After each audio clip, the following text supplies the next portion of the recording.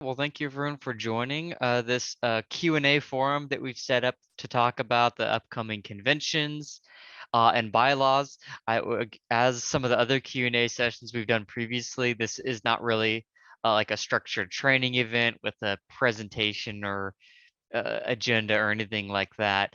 Um, there are certainly a few things I can point to and talk about to keep us to give us something to talk about, but the main purpose I wanted to do here was to provide a place where people could come in and we could openly ask questions that we have as we're getting ready to hold the precinct conventions on this Tuesday and then the county conventions to follow. And then specifically, we put bylaws in the title of this Q&A forum because uh, we intentionally wanted to spend some time to kind of pull up and share the county bylaws template that myself, Arthur, and others created and have provided. And just kind of wanted to make a place where we could talk about our thoughts in putting that set of bylaws together and our recommendations about that. But let's start just talking about conventions themselves, I feel like, because I think that's the thing that's at the forefront of most people's mind here, especially the precinct conventions, which I'd say that perhaps uh, paradoxically, even though they are definitely shorter than all the other conventions, they sometimes do risk being kind of the more complex because it's kind of like you got to make sure you do the paperwork right and people got to split into groups and things like that. So I I can talk some about it, but let me just start by just opening the floor. Does anyone have any burning questions about the Tuesday's precinct conventions coming up that you'd like to have addressed right off the bat? Well, Nathan, this is Ted Brown. Say if I'm the county secretary and I'm like checking people in and all that, if you could like run through, like as people like come up to my desk there, and we'll start this with the what to look up and what paperwork to fill out and all that sort of thing. Great. Yeah, let me do that. So what I'm going to do is I'm going to go ahead and turn on my screen share. I'm just going to kind of walk through um, some of the paperwork. So let me try to do that. Give me a moment here.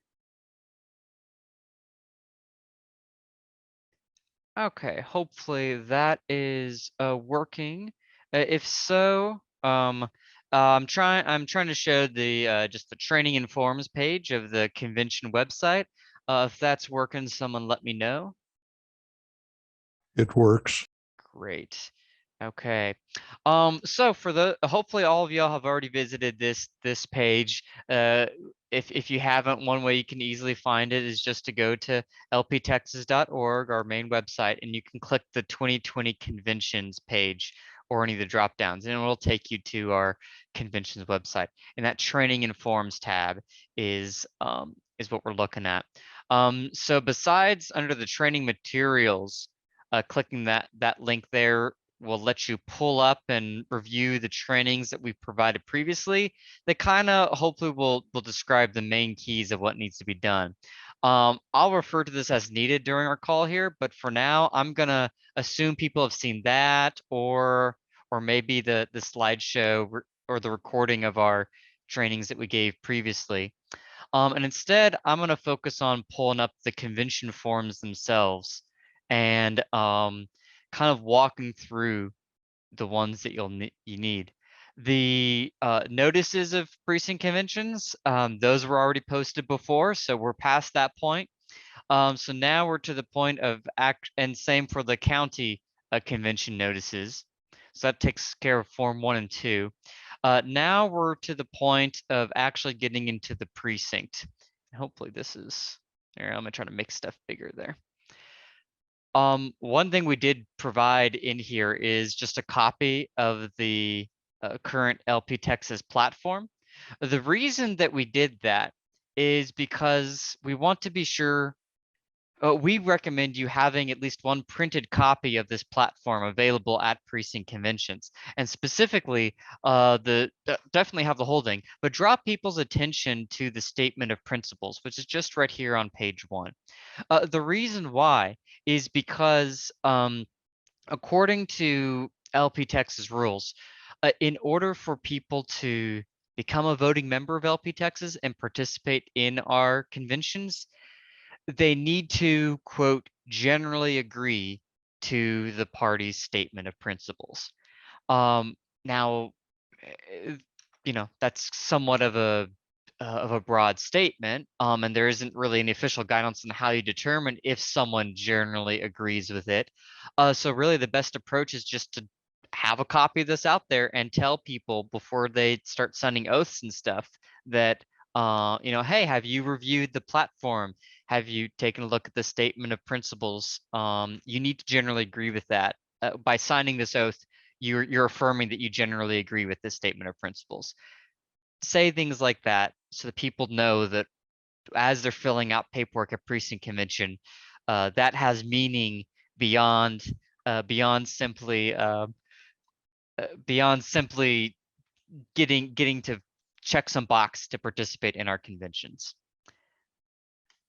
Any questions about that platform statement of principles and the purpose of that requirement?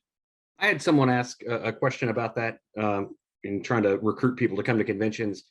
They asked, do the other parties do that? Do the other parties make you sign an oath saying that you agree with their principles? Or is the Libertarian Party unique in that regard? Oh, I am not familiar with if the other parties do that. It's not a Texas election code requirement. This is something that is in the Libertarian Party of Texas. It's in our rules.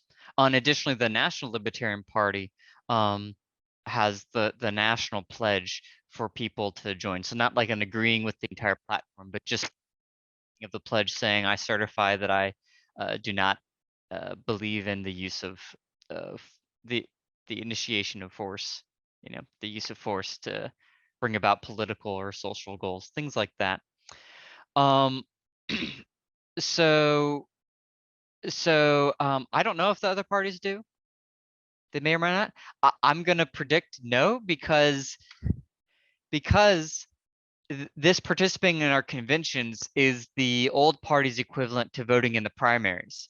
And I'm not aware of you going and voting in the primary, them saying any sort of certification that that you believe in that. In fact, it's a common strategy that sometimes a Democrat may go vote in the Republican convention because they feel that's more important. They try to vote against the other party's candidate they disagree with, right? So that does seem to be something that is probably more unique to our party. I don't mind answering folks and telling them that it's a unique feature of our party because we're the party of principle. I can sell that. But I thought I would at least ask around. I don't want to spend a lot of time on their websites to find out in great detail. Got it. Cool. So that's that thought. There was I see a question in the chat from Ken about, can the statement be handled via the roster, or must it be signed on a form for each individual convention? So there isn't like anything that people's going to sign to say like regarding this statement of principles. But let me walk to the next forms. So the form number 4 that we have here is for convention minutes, precinct convention minutes. And this is and one thing to say, just to reiterate, there is no requirement to use any of these forms. All of these forms have just been designed by the credentials committee with input from other knowledgeable people in LP Texas to facilitate the holding conventions, ensure that all the minimum requirements are met. So there's nothing to, if you hold a convention and don't fill out this exact form, that's not going to disqualify you. But if you fail to give some of the required information, that might disqualify you. Using these forms will ensure that you give all of the required information. So just wanted to comment on that. But these minutes form is kind of designed kind of like a checklist, just to walk through everything that needs to be done in describing it. So when people start showing up at precinct conventions, the you all who are facilitating, helping run these conventions, you'll want to do something to help kind of check them in, or at least let them know where they need to go and what they need to start doing.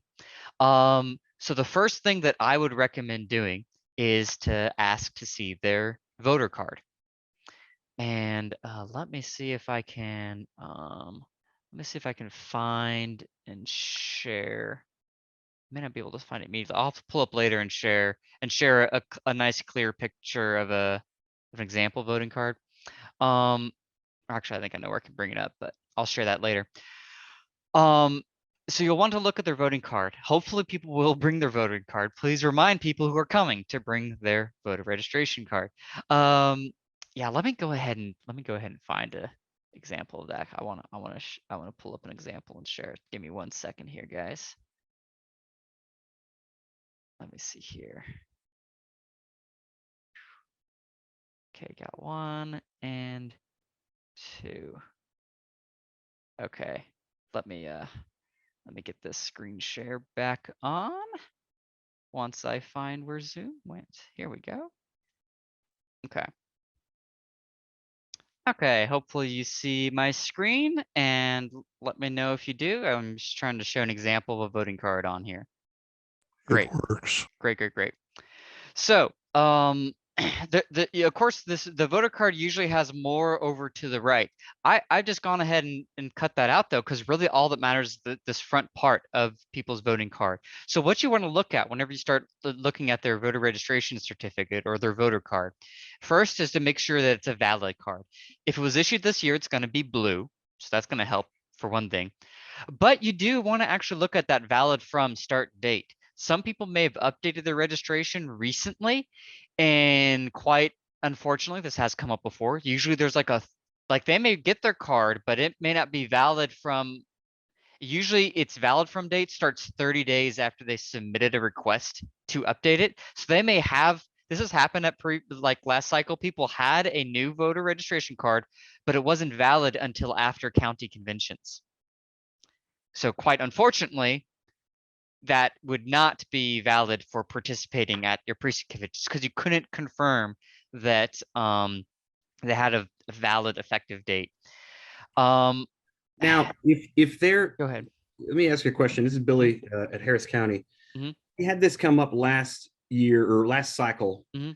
and we pulled up their, they had updated, Yeah. but previous voter registration was also within the county. They just moved within the county, and it meant that they had to affiliate from a different precinct from their previous precinct, but they were still eligible to be delegates to county, just a delegate from a different precinct. Yeah. Because they had moved within the county, which is a common thing for especially apartment folks. Right. You are correct. And as I think about it a little bit more, so it becomes a complex situation. You do need to have some sort of proof that they were a registered voter, that, so the question is it valid? You're able to look that up online, their voter registration, right? Right, though it's going to have the same valid from start date as what's printed on the card here. So there might be some, if I'm right, you could handle that by because Texas talks about people have to be a quote qualified Texas voter, which is a little bit different from saying a registered Texas voter. Right. Qualified means registered, but maybe something is still pending. And as long as you can provide some other proof, like of your residence. I'm giving high level summaries here. We could, if the specific situation comes up, or people would like some specific guidance on this type of thing, I can try to find what we wrote about it last cycle. But suffice to say, if they are a registered voter, but the valid from date isn't started yet because like they moved recently, something like that, if they can provide you some other form of verifiable proof of their residence, you can go off of that verified residence as proof that yes, they are a resident in this county or in this precinct, and therefore we'll let them kind of like conditionally participate here. It's the equivalent of if you go to vote and they give you a what do they call it, provincial or conditional ballot, provisional ballot. Yeah, so it'd be something like that. Hopefully complex situations like that won't come up too frequently. And but I think in most cases people are going to have you know, valid Yeah, the registered vote. applicable section 065 is in the chat there. Cool.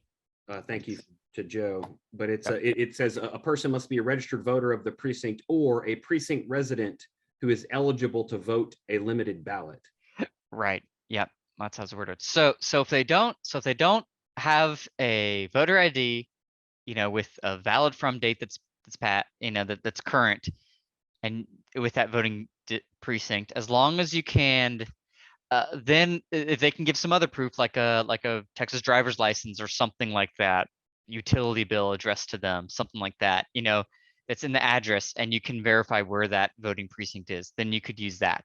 Again, hopefully those are rare cases. But once you validate that, the other thing you look at is the precinct number, which is their voting precinct. That's what's super important for these precinct conventions, because everybody needs to group up by their voting precinct. The other sections of the voting card are going to list other types of precincts, like commissioner precinct and stuff like that. Those are irrelevant.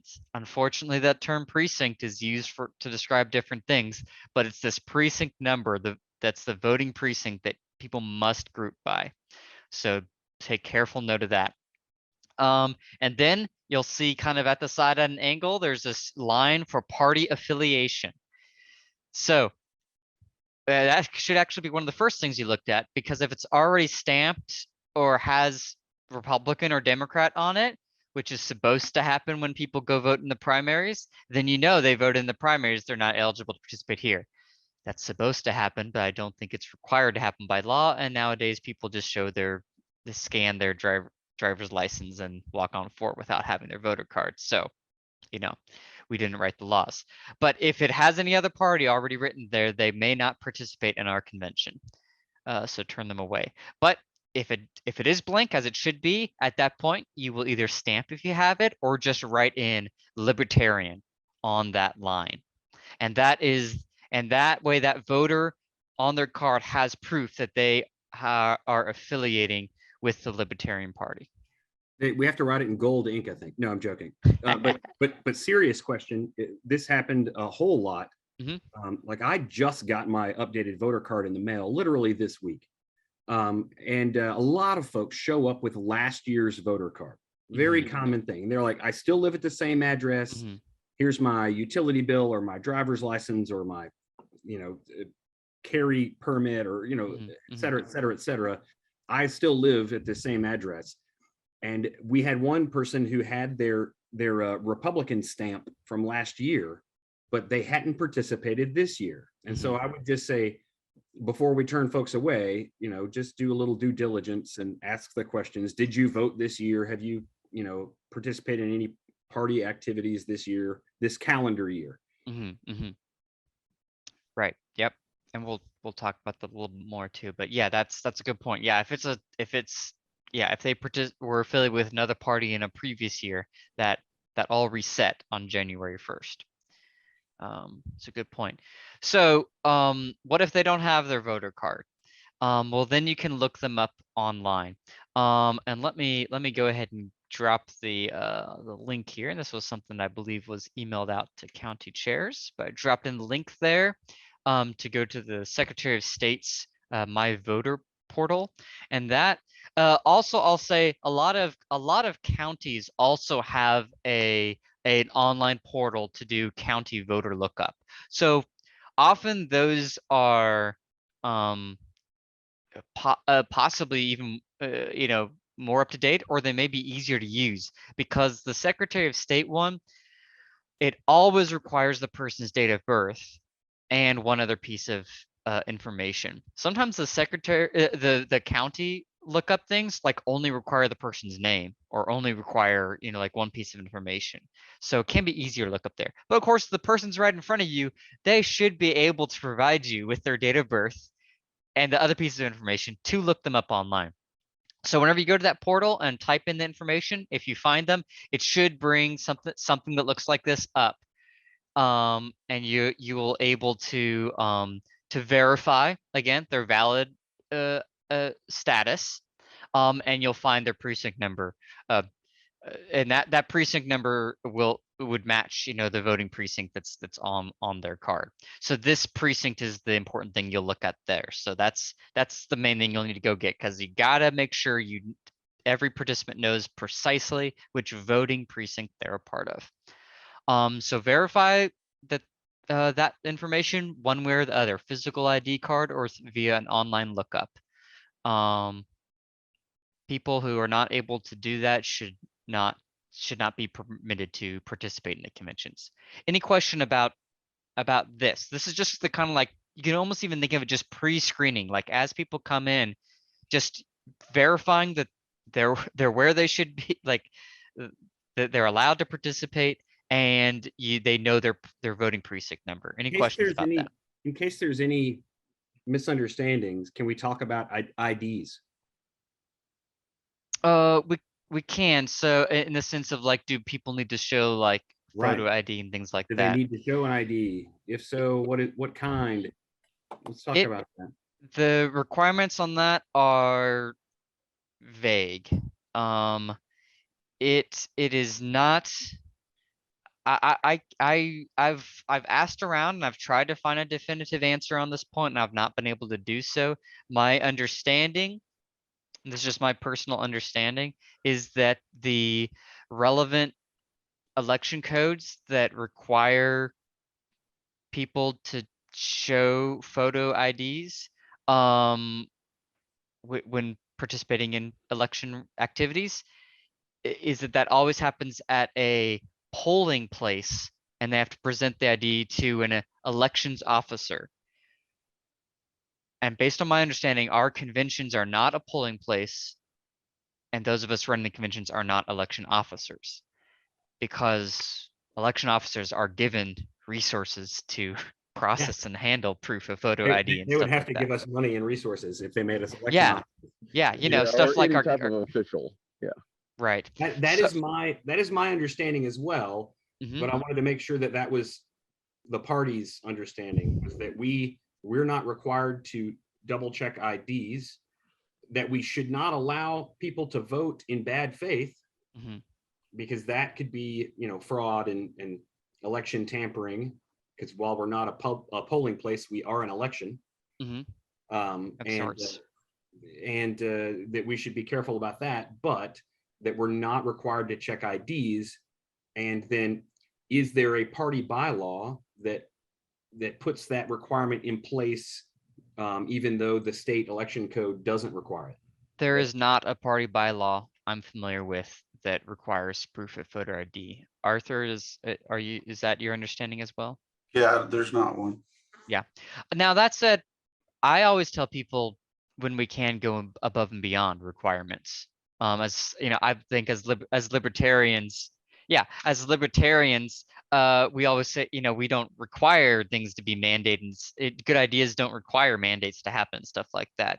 Sometimes that is required though, for it to be like consistent, for everybody to do it, of course. So I'd encourage, you could ask people to show an ID, but I wouldn't turn. I personally wouldn't turn people away. There's a knock-on effect of that, and Yeah. it's from, if you look at the cases against voter ID. Mm-hmm. When let's say that you're coming to Maine County, and the person there, the secretary there, is asking, hey, do you happen to have your driver's license? Do you have your driver's license? Can I see your driver's license? And then when they go home or they go to work and talk about how the election went, or the convention went, and somebody says, yeah, did you go? Yeah. Did they check your driver's license? Well, yeah, they did. Oh, okay. Well, my driver's license is expired, so I guess I can't go. I guess I can't vote. They get the incorrect idea that they can't vote.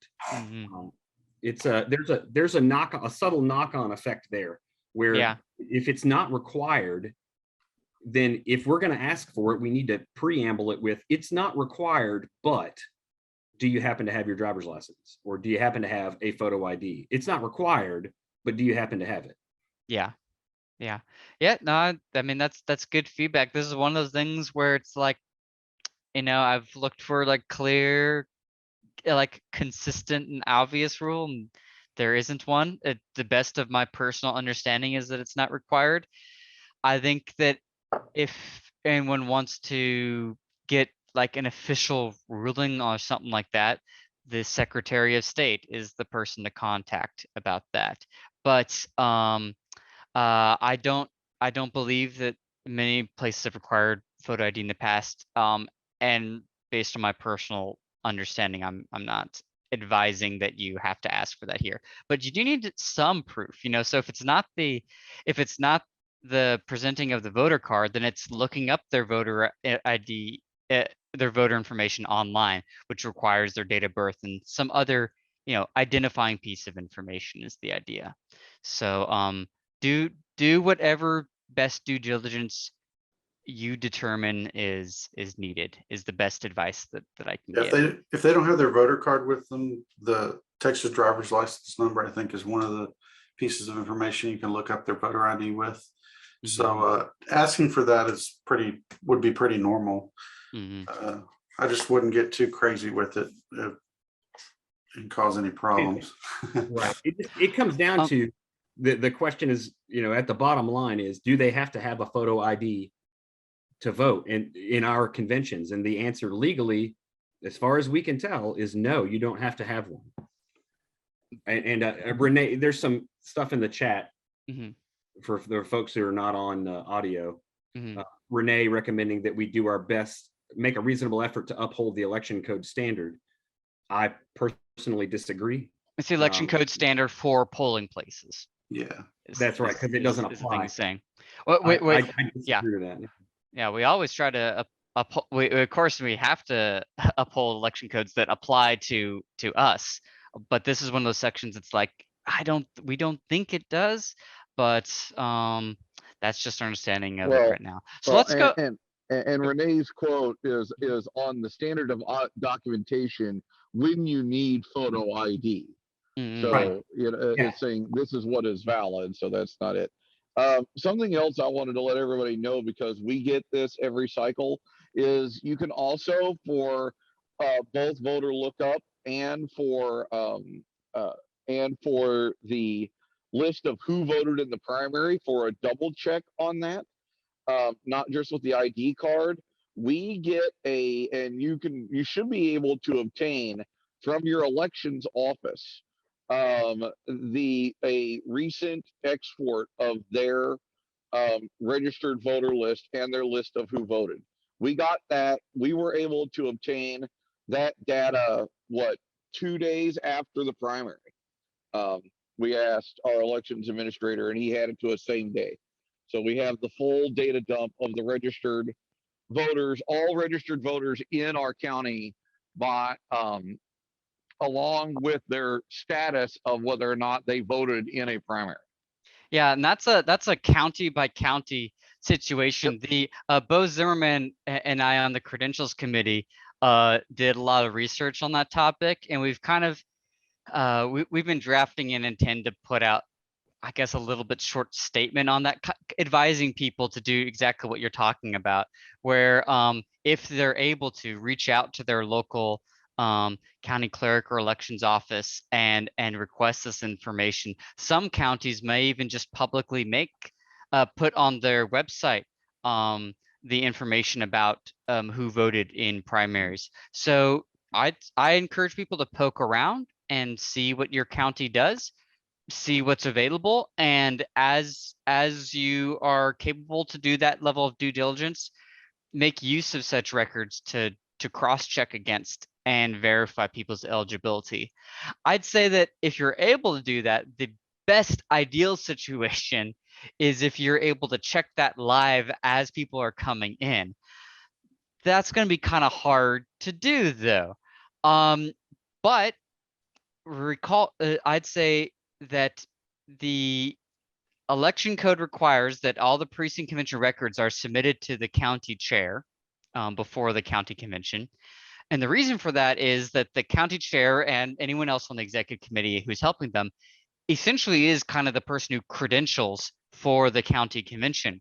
So I would encourage you to, between the precinct convention on Tuesday and before Saturday's county convention, as you are making the list of everybody from precinct convention who's a delegate now to your county convention, if you have access to the list of people who voted in primaries, cross-check against that list during that time and strike anybody who was ineligible and who fraudulently participated in your precinct convention.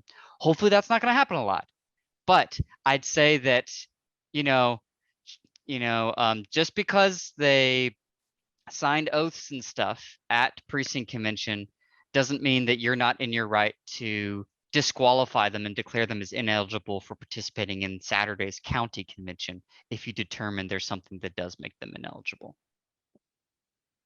Now, Nathan, this is something, as we've been looking at the new standards that SB1 has put out, it may be worth noting that I do not be surprised, and I would caution that if in between conventions or at precinct, that somebody does, um, if somebody does attempt to check in that is invalid, or worse, if you find out that somebody at precinct had voted in the primary, SB1 has made it such that all of those attempts, when it comes to voting, now I don't know how much this cross references, but they wrote the statutes very broad. In that it may require us to actually refer those people to the Attorney General. Or what? Or it may make us liable as participating in the election fraud. So part of SB1 says that essentially anybody that was denied a voting capability at all, that those records are and evidence is to be sent to the county DA and to the AG, because they consider all evidence of an improperly cast vote of any type as being potential evidence of potential election fraud. Donovan, Yeah, I would be cautious because I thought that those only applied to election officials. I We are think not. so. Now We I are could be not. wrong about I could be wrong about that too. I'd be curious to Donovan, if you'd like to follow up Yeah. afterwards to look at what that applies to. Because I'd say it's like the Secretary of State did provide some limited guidance to county chairs related to this type of stuff, and there was no mention of things like that. But anyway, it's like Well, yeah. My understanding is that those running the primaries were having to deal with very poor information from the Secretary of State and having to Yep. figure out how to deal with contradictory requirements from the new thing. So, that is beyond our consideration here at this moment. Suffice to say, do your best due diligence to verify people's eligibility, looking at their voter card and things like that. Let's go ahead and proceed with talking about how things will actually go at the precinct convention. So we already talked about how you'd look up everybody's voting precinct. And depending on how many people you're getting, you may want to be prepared to figure out a good way to handle that. I think that one thing I've done, a couple ways I've done it before is that like at the meeting place, we have like a whiteboard up there, and like as people come in, we help them figure out what their voting precinct is, and then we have them write their voting precinct number on the whiteboard. And then as new people come in, we we have them look at the whiteboard and try to see, is someone from your voting precinct already here? If so, go find them and group up. So that's one thing you could do. You could, I've also done it on, like, I'm actually like typing in their information on a spreadsheet as they come in and including their voting precinct number. And then like after I type that in like my spreadsheet, I'll filter by that precinct number and I will see, okay, well, did I already check other people in by that voting precinct? And if so, I'd tell them, okay, yeah, you need to go find Arthur Thomas. You know, he's also from your voting precinct. So if it's just a few people, it's going to be pretty easy to figure that out. You know, other people, you could make little tents, you know, little fold tents on tell people to take a piece of paper, write their precinct number on it, and put it at their table or something like that. But the key is that you facilitating should help receive people coming in, verify their eligibility by looking at their voter card, identify their voting precinct, and help make sure that they go group up with other people from their same voting precinct. That is the main key that you need to accomplish at the beginning of the precinct convention. Any question about that, the grouping up of people? Great. So once people have grouped up, and I'd encourage you to give a little bit of time for people to come in and arrive. But technically, you know, the notice that you gave has a declared convening time. So people who show up after the convening time of the conventions are not obliged to be allowed to participate. So I'd give a little bit of a wiggle room, you know, let people come. But at some point, I recommend, the recommendation is you as for the facilitator will now kind of help walk everybody through the paperwork. You'll say, okay, if everybody's ready, we'll each call our precinct conventions to order. So everybody in their own groups of precinct conventions will convene a precinct convention, and you can help walk them through the paperwork to do it together. So you'll see they'll fill us out. So the very first thing is that the temporary convention chair of that precinct convention verifies the voter registration status. Now that's something you've already helped with, but technically there's a temporary convention chair in that precinct who has the responsibility according to election code to do this. So if someone actually knows that they were elected as the precinct convention, or rather the precinct chair last cycle, they are the temporary convention chair by election code. Otherwise, it's just the first person who shows up in that precinct is the temporary convention chair. Can And you repeat that, Nathan, real quick? yes, I can. So each precinct convention will have a temporary convention chair. And according to election code, that temporary convention chair has the responsibility of verifying their voter registration status and getting them signed into the roster. We already kind of walked through that. I described that as something as those of you facilitating the conventions will help with, because realistically, there may just be one person who shows up from a precinct as their first time ever from getting involved, and they are the temporary convention chair by default. They have no idea what to do, right? So that's why you'll help them with this. But according to election code, it's the temporary convention chair who has that responsibility. And if last cycle in 2020, someone was actually elected as the precinct chair, which is something that happens during this convention, that person is this cycle's temporary convention chair.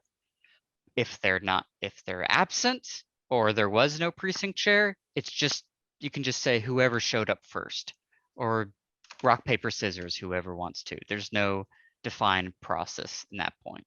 If they do rock, paper, scissors, is it rock, paper, scissors, go, or rock? No, never mind. It'd be the temporary paper, convention scissors, chair who lizard, figures spot. that out. Oh wait, darn it, paradox. Yeah. So then the very first thing that happens before any other votes are taken or anything like that is that all the participants need to complete the roster of participants and oath of affiliation. This is where there's a comment saying that per our rules, general support of the LP Texas Statement of Principles is required to affiliate and become a voting member. So that roster is the next form. So I'm going to go ahead and back out of this one for a moment and go to form number 5 to show you. This is the combined roster of participants at precinct convention and oath of affiliation. So the person will need to fill out the name of the county, and write the precinct number. We emphasize only one precinct. No one better dare write all here. Do not write all here. Whenever you were giving notice, you could say all precincts in one place, but now you're actually doing the conventions and you have to split up by precinct number. So write this precise voting precinct number in this box. And then each participant will fill this out and provide their information. And lastly, they're going to sign it. Whenever they sign it, we emphasize that means that they're affiliating according to election code. We also indicate here their signature below indicates the accuracy of this vote, or this oath rather.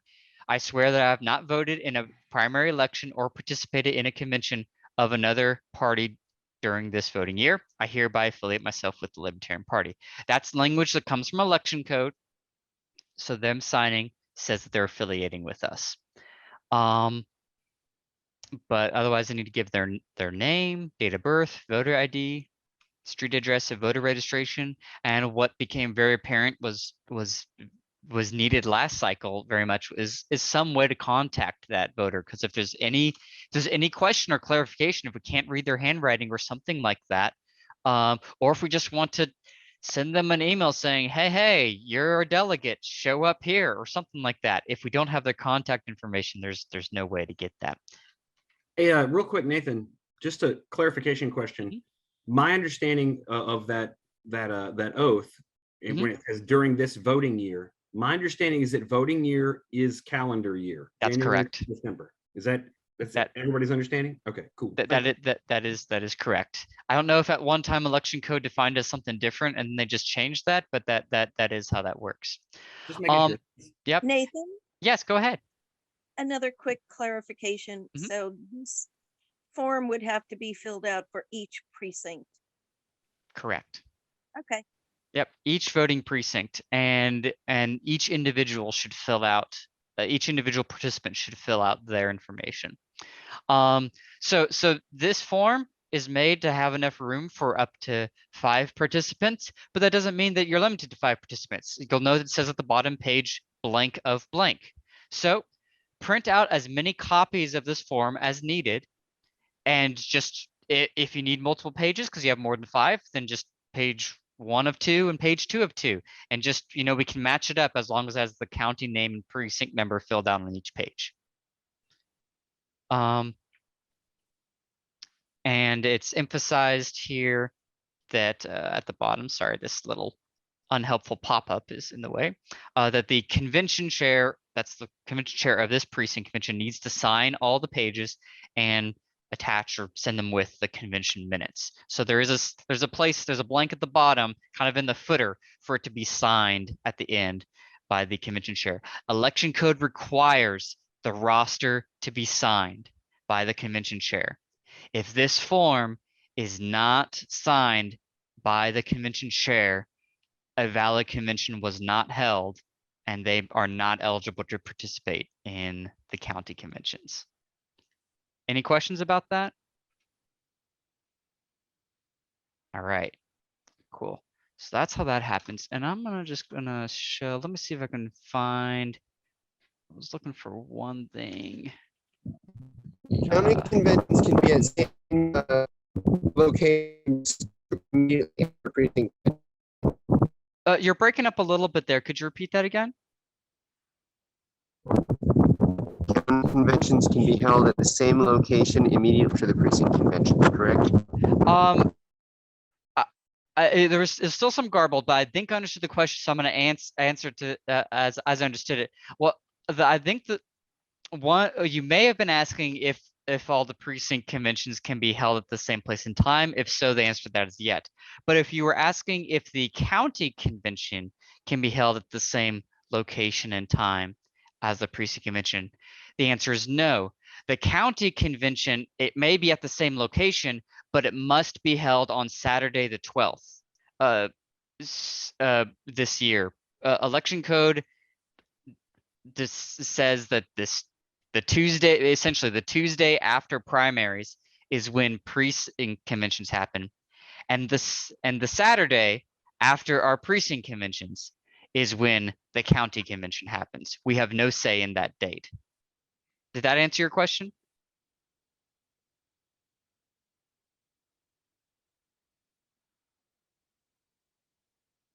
I'm not sure who asked it, but yeah, okay, I think I saw it in chat. Yeah, county conventions, yes, they may be held at the same location. It's just not going to be the same date. So, but yeah, they could be arranged to be at the same place. So one thing I just want to briefly show is, which hopefully is showing, is just a little a fun review of election code here, just emphasizing unlawful participation in county affairs. So if someone knowingly votes or attempts to vote in primary elections, or participates or attempts to participate in a convention of a party after having affiliated with another party by voting in primary elections or something like that, that's a Class C misdemeanor. Now I'm not saying call the cops on people, but I am saying emphasize to participants the seriousness of signing the oath. When they sign this form, if they are lying, them as an individual are swearing to something important in election code that can be prosecuted against if it's found to be false. So again, I'm not saying threaten people with that, but just emphasize people. This is not just this is not fully just a made up Libertarian Party piece of paperwork thing. This is an election code defined process that needs to be followed seriously. So, and Nathan, Ken asked a question about holding precinct conventions if no one shows up for them, and I just want to say, if no one shows up for a precinct in your county, then no convention will be held for that precinct. You just hold conventions for people that show up in those precincts. Yes, that's correct. Thank you for addressing that. And if you are the only person to show up, you hold your precinct convention and move on. That's it. That's still a single individual can validly hold precinct conventions as long as valid public notice was given and posted 10 days prior to the conventions. Then, so as long as valid opportunity was given to the public to participate, that's what makes the convention valid. Yeah, there was some chat there were some comments in the chat about pre-registration. It's an optional thing that you can do to help kind of ahead of time gather information about participants and help kind of speed up the filling of paperwork. Also helps you predict how many people to expect and things like that. There's no requirement for anyone to do that, and just because someone pre-registered doesn't mean that they're guaranteed a spot or anything like that. People still have to actually show up. But bouncing back from the roster and oath to the minutes. So people will fill out that roster and oath of affiliation. And after all that pre-work is done, call to order. You verify everybody. So of course people can be filling out that roster as they're showing up and things like that. So send them to their group with their precinct and they add their name to that roster. So then the convention is called to order, and the first business is they elect a convention chair. So of the people in that precinct, they will vote and decide among themselves which one of us is going to have the responsibility of delivering this paperwork to where it needs to go. That's the convention chair duty. The person who's going to sign the paperwork and is going to deliver the paperwork whenever it's done.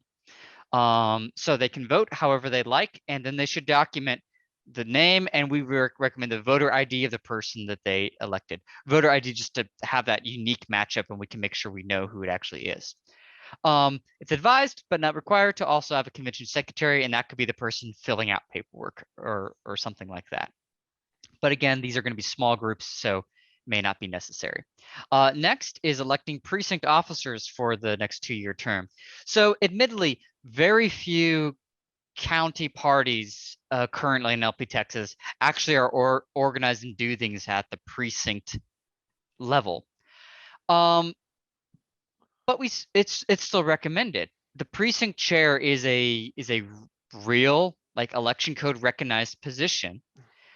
This is the opportunity for someone to say, hey, I want to be the kind of person in this little local precinct area who's going to try to organize and be the point person for the Libertarian Party in this area. I'm not going to go so far to say that this is required, but we as a party should be moving in this direction. We should, I would hope in a few years that we start doing things at precinct levels and really be organizing efforts and calling upon duly elected precinct chairs to show up and do stuff. So I would recommend that each precinct convention be encouraged to elect from among themselves a precinct chair. After that is the election of who's going to be a delegate to the county convention. And per our rules, everybody who's participating there is valid, is a delegate to the county convention. However, it can actually be more people. And that is if there is someone they know, or maybe someone who's called and like couldn't make it in person, but they're a libertarian and they want to participate in the county convention, but they couldn't make it in person to district delegate. Someone else from their voting precinct may elect them as an additional delegate. And I emphasize from their precinct. So usually this is going to be like someone in the same family, someone who lives at like the same address. So of course they're at the same precinct. But if they call or something and they say, hey, I'm in voting precinct such and such, is there someone else if someone else from my voting precinct shows up, could they call? Could you give them my phone number, have them call me, and have them consider me to be an additional delegate? Something like that. You can organize it how you want, but the main key is it has to be someone from the same voting precinct. And what they'll do then is they'll use the additional delegates elected form. That is form number 6. So you'll notice it looks quite similar to the roster, but there's no place to sign because of course the person isn't there in person. And we try to make it very obvious by labeling at the top additional delegates and saying in here it's the full name of the additional delegate, person not present. So this form is what each precinct convention can use if they choose to elect people from the precinct not present to go to the county convention.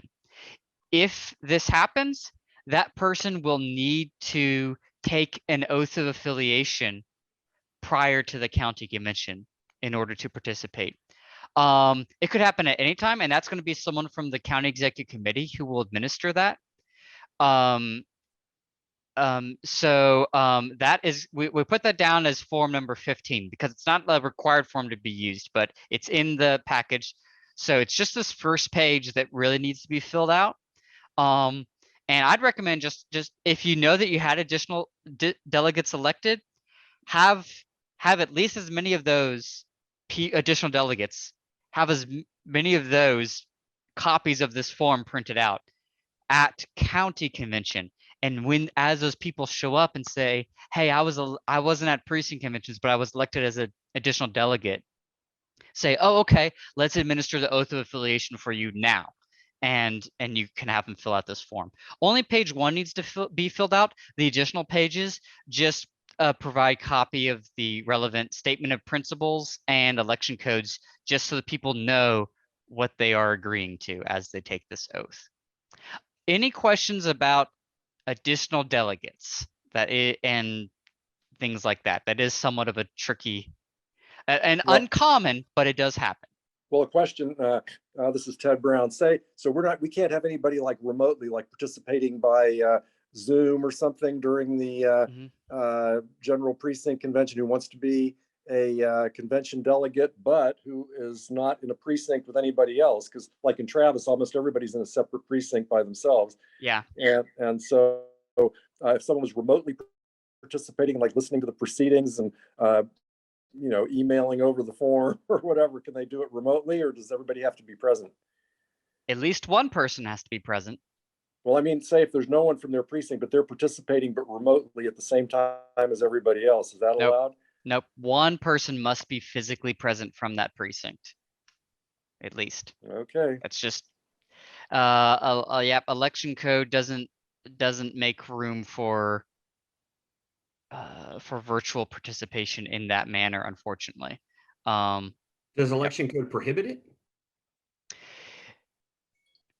It talks about, when it talks about locations where conventions are held, it has things written that imply a physical location.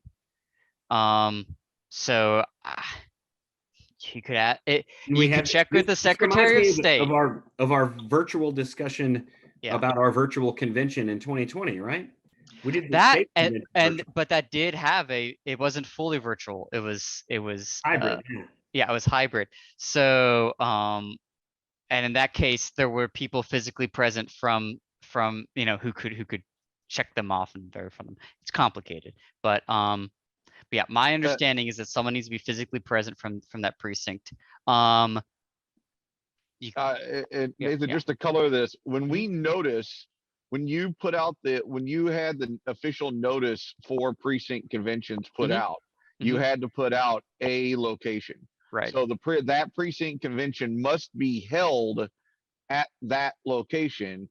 And now, once it's called to order, that convention could admit people, may be able to admit people from online, but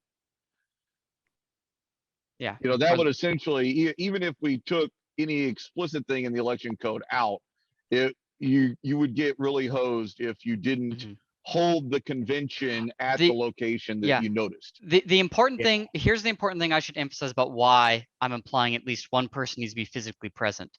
Because the roster must be signed by the convention chair. The convention chair is someone from that precinct. And in previous cycles, I believe 2016, we did attempt to make a way to like electronically sign and submit forms, and we were advised that that was not allowed. A physical signature was the only legally acceptable situation. Well, you could still have a signature though, if somebody like just email, like scans and emails the same form over that they've signed at their own home. I mean, in theory, it would still be their signature. And that's why I'm thinking that it's certainly doable. They could do it in real time, and the convention would be being held in real time with, at the physical location. The person is participating. They aren't there, but the convention's going on at the same time. Yeah. Yeah, I mean, I would say that I'm open to attempts to find creative solutions. I can't, I can only advise on my understanding of it. So, if people would like to collaborate some other solution, and you could try that. Just be wary of the possibility of it being declared ineligible. Nathan, That's just risk. Yeah.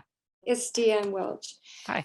Okay, on this form that we're discussing now, when I first looked at that, I thought that was just extra sheet in case I had that many people there.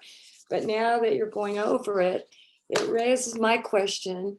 I have a party who has affiliated. He will come on the 8th.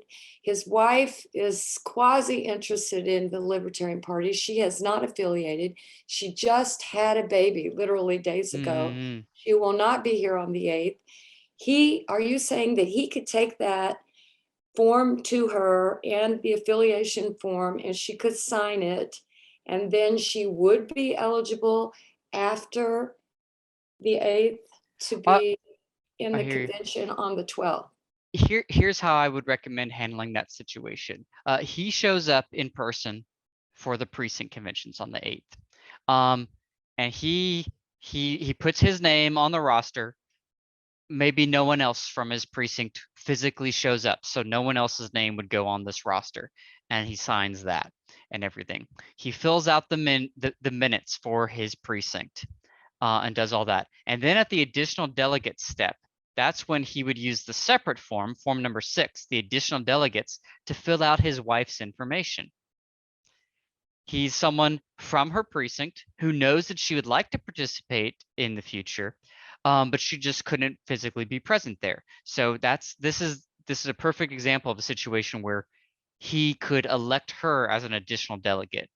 And then, but outside of these unique precinct conventions, the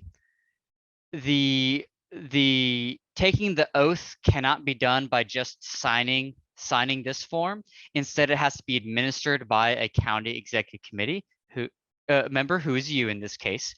So I would just say at the county convention, assuming that she shows up and wants to participate in the county convention, just have a copy of what we have as form number 15, the oath of affiliation, and just before your convention starts, fill that out with her, administer that. So then you'll have this signed oath combined with the proof, her being elected as an additional delegate, is everything you need to make her an eligible county convention delegate. Great. Great. Thanks. Okay, brilliant. Nathan? Yeah. I want to bring up something along Ted's point. I mentioned in the chat, but when the county chairs posted the notices to the counties of the location for these precinct conventions, if someone held it off-site, that would technically be in violation of the notice that was posted. So yeah, I think though what I was hearing from Ted was that they'd be calling in virtually to other people physically present at that location, not from their precinct, but maybe they'd like set up, I don't know if Ted was suggesting they'd set up like a web stream, or like a laptop or something with streaming, and like, okay, if anyone else shows up from this precinct, they should show up here. I'm not recommending that, but I'm saying if other people want to study election code, study our rules, maybe even consult with the Secretary of State and find a creative solution to make something like that happen, I'm not going to tell you to not try, but I'm just going to caution that my understanding is that someone needs to be physically present from that voting precinct for it to happen. But the key is that, if someone shows up from that precinct physically at the place where the notice was given, they need to be able to participate in that precinct convention. In fact, they're the only ones eligible to participate potentially in that convention. So let's go ahead and move on. I know we're already past 3 o'clock, and I certainly wanted to be sure I spend some time talking about the bylaws, which actually was the first suggestion that brought on the putting together of this session. So we've talked through most of how the precinct convention happens. Just to wrap that up, because we've covered all the complicated stuff. After election of delegates, they could do other things if they wanted precinct. It pretty much never happens. Precinct bylaws pretty much never happens. Other business pretty much never happens, but can. And then they document what time they adjourn. And then there's the reminder in here, and I'm going to emphasize this very strongly, that the convention chair needs to sign, again, that roster. Also, we recommend signing these minutes. And according to election code, that convention chair needs to deliver all those records, the rosters and everything, needs to deliver it to the county chair and to the state chair of LP taxes. Now, realistically, we understand that each different precinct convention, the precinct convention chair could be someone who's just shown up for the first time, and they're going to be a bit overwhelmed with handling all the paperwork. So the approach that we recommend here is to make a copy of the records. A physical copy if wanted, or maybe a scan, or maybe something with a smartphone, using like a smartphone app that makes like a scan, something like that. And let that precinct convention chair could hand over their records, the original copy of the records, to the county chair and say, here are my records. Will you please turn this in to the state chair for me and let me know when those records have been turned in. and then they could leave with their own copy. And by Friday, 3 days after, by Friday is the deadline for that to happen. So if by Friday, if that precinct convention chair hasn't heard from the county chair, like confirming that their records has been turned in, that precinct convention chair should take it upon themselves to take their copy that they left with and send that in to LP Texas. And we said email that to records@lptexas.org, which is listed at the top of the form. So in most cases, the county chair is going to be able to take care of it. Nathan, that seems like a lot of people sending in information. It seems like at the precinct convention, the county secretary, the county chair would just collect all of those and send them in. I mean, that would be the logical thing to do. Why would you just depend on one person out of all the potential participants just to send theirs in separately? Oh, right. No, so that is what I recommend. I mean, it would just be all together with the county. Yes, that is what I recommended, that they turn it into the county chair and say, please submit this for me. But ultimately, it's their responsibility to verify that's been done. So the county chair ideally should follow up with that precinct convention chair and say, hey, your records have been submitted, you're good to go. And the key, the point here is that this is what's written in election code, is that it's the precinct convention chair who does it. I recognize that's not really viable. It's pretty much always going to be the county chair who does it. But this does protect against, say, either honest mistakes of paperwork being lost, or malicious intent of a county chair saying, ooh, I don't like this person. Whoops, I've lost their paperwork. Well, the precinct convention chair is empowered by election code to submit a copy of their records to the state party. So the state party, so in the case of a dispute, if that person said, hey, I'm being denied from being a delegate at my county convention, they're saying that I didn't hold a convention, but I actually did. The state party could verify, yeah, we received your records. You are a county convention delegate. I think that's going to be extremely rare to happen, but I believe that's the intent of why the election code is written that way. By far and large, the most practical ways the county chair takes care of submitting it all. But the county, recommendation. So there, as you said, they might not even be malicious. Say that I was in the county and collecting all the paperwork, and then I get in an automobile accident afterwards, and it puts all the paperwork in jeopardy. So I would encourage, even if you can't make a copy like on a copy machine the day of, I would still encourage to record some evidence of that convention, even if it's like taking a picture with your phone. At least, a good picture, hopefully, but take a picture with your phone just to have some sort of copy for yourself, just in case something happens. And that should cover you, I think, meet the minimum requirements, just in case something does happen. Because this is really just a backup mechanism for the most part. It's a backup that hopefully shouldn't need to be used at all. Hopefully just the county chair takes everything and they're told you're good to go and nothing else happens. But it's something we're advising to cover, make sure that we're covering election code requirements and also protecting against honest or dishonest mistakes. So that is precinct conventions, which that we've walked through now. So thank y'all for hearing me on that. Let me pause for a second to ask if there are other questions about precinct conventions. Otherwise, I would like to go talk about county conventions, but I'm probably going to jump straight ahead to talking about the county bylaws, because that is a specific topic I wanted to spend some time on. We may even end up spending the rest of our time on, and then could answer questions about county conventions in overtime or something. So does anyone have any last questions about precinct conventions?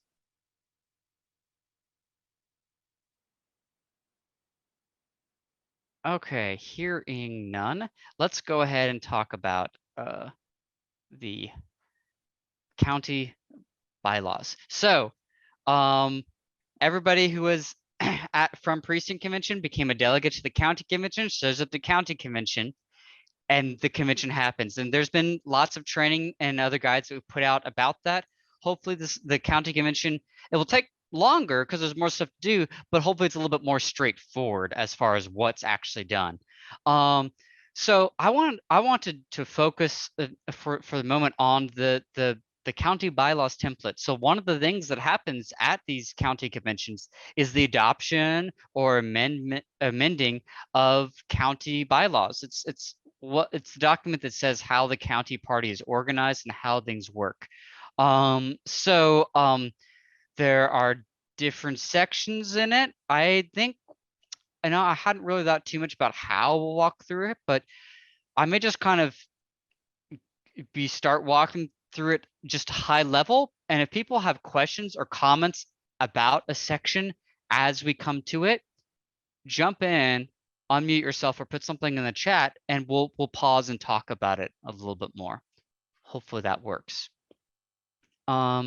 So this bylaws template was something that Arthur, myself, and a lot of others contributed to. The intention, we call this clearly a template. The intention is not saying that all county parties must adopt this. That's not the intention here. Our goal was we wanted to provide a solid foundation, working set of complete bylaws that could be adopted exactly as is, or taken and tweaked a little bit to fit your situation, or perhaps almost completely ignored because you like the bylaws you already have, but there, you know what, there actually were a few sections in this template that you think are good ideas, so you'll extract just those sections and adopt them into your existing bylaws. Any of those approaches is fine.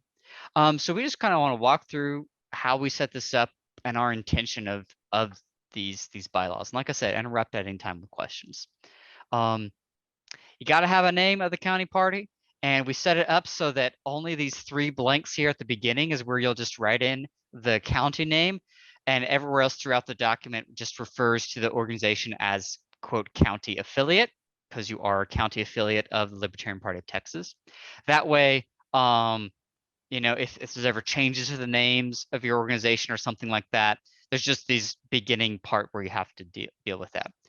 For example, some counties may have their organization known as the example county of the example county Libertarian Party instead of the Libertarian Party of example county. That's fine. I mean, you can do it in whatever order you like. And if you already have it one way that's a different order from here, you could switch that around to keep the existing name you have now. In fact, in Harris County, we kind of talked about that because we realized that we might have things like bank accounts and stuff like that that are registered to the Harris County Libertarian Party. So we didn't want to suddenly change our name without making sure that we were covered first. So do put some consideration to the name of your organization. And then you could abbreviate as LP county name. Your organization lasts as long as you have a county executive committee, known as the CEC for short. But if at any point you stop to have any county executive committee, the organization ceases to exist and reaffiliation would start from scratch. The purpose is just a section that defines what the county party is organized for and what y'all are trying to do. We try to keep this broad, but also actionable. So not clearly saying, you know, specifically how things are done, but the goals that you should have as a county party are described in the purpose.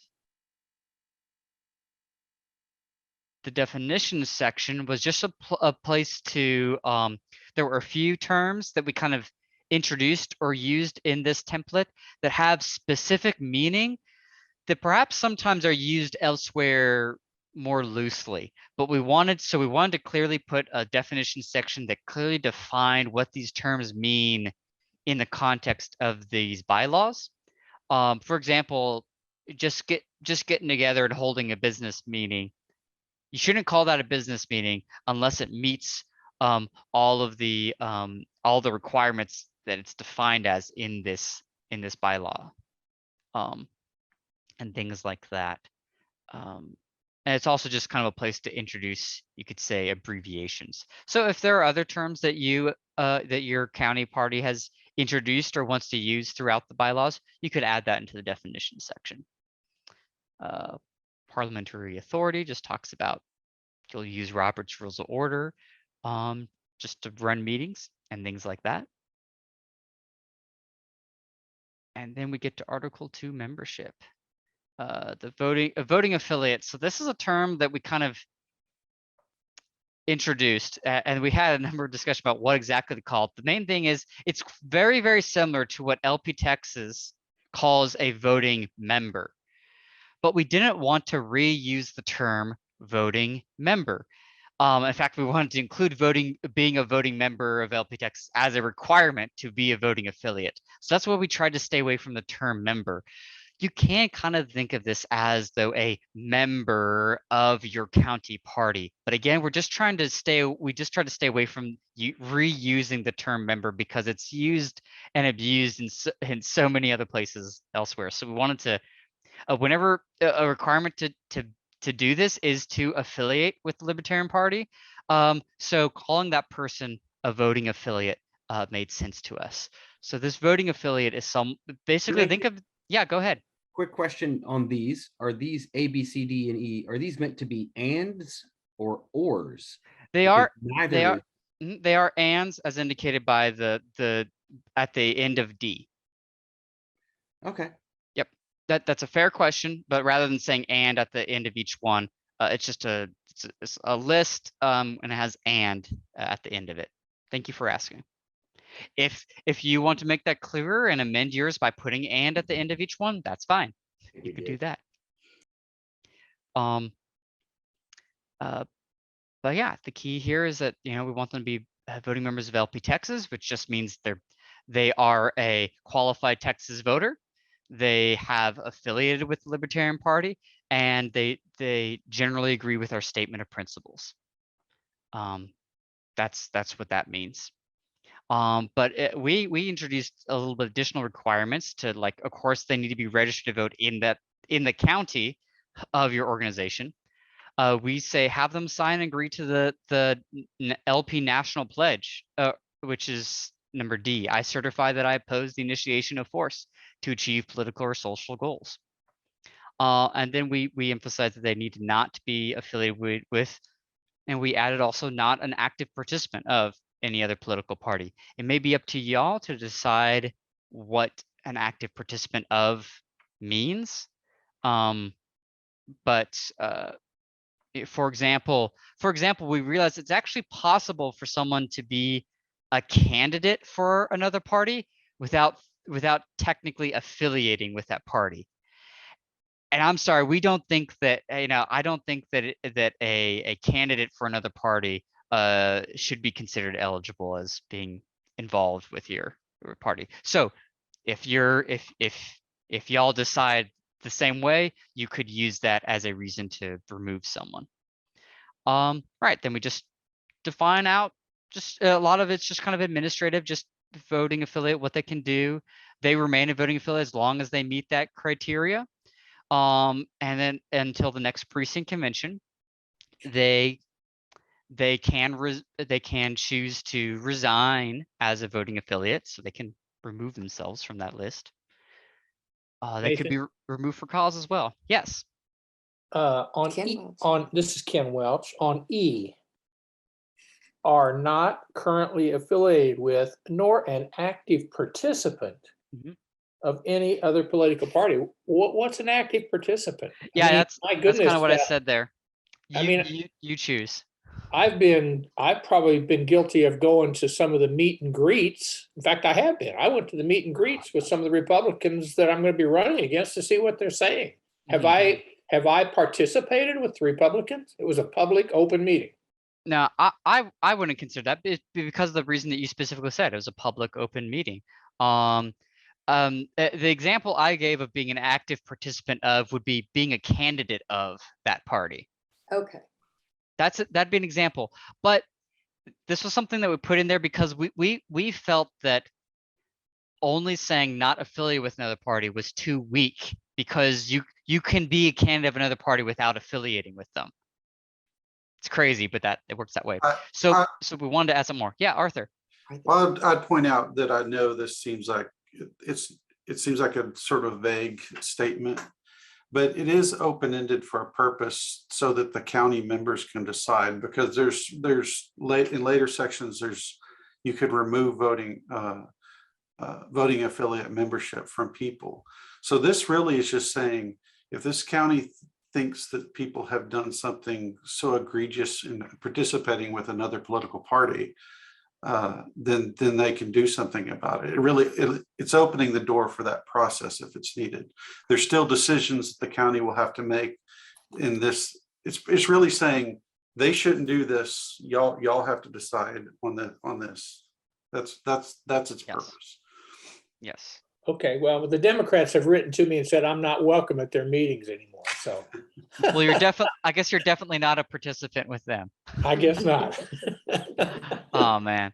Yeah. So yes, this is one of those intentionally vague but still purposeful thing here. I would say, yeah, it would be if you think, wow, this person is definitely an active Democrat, but they also want to be participating in our stuff.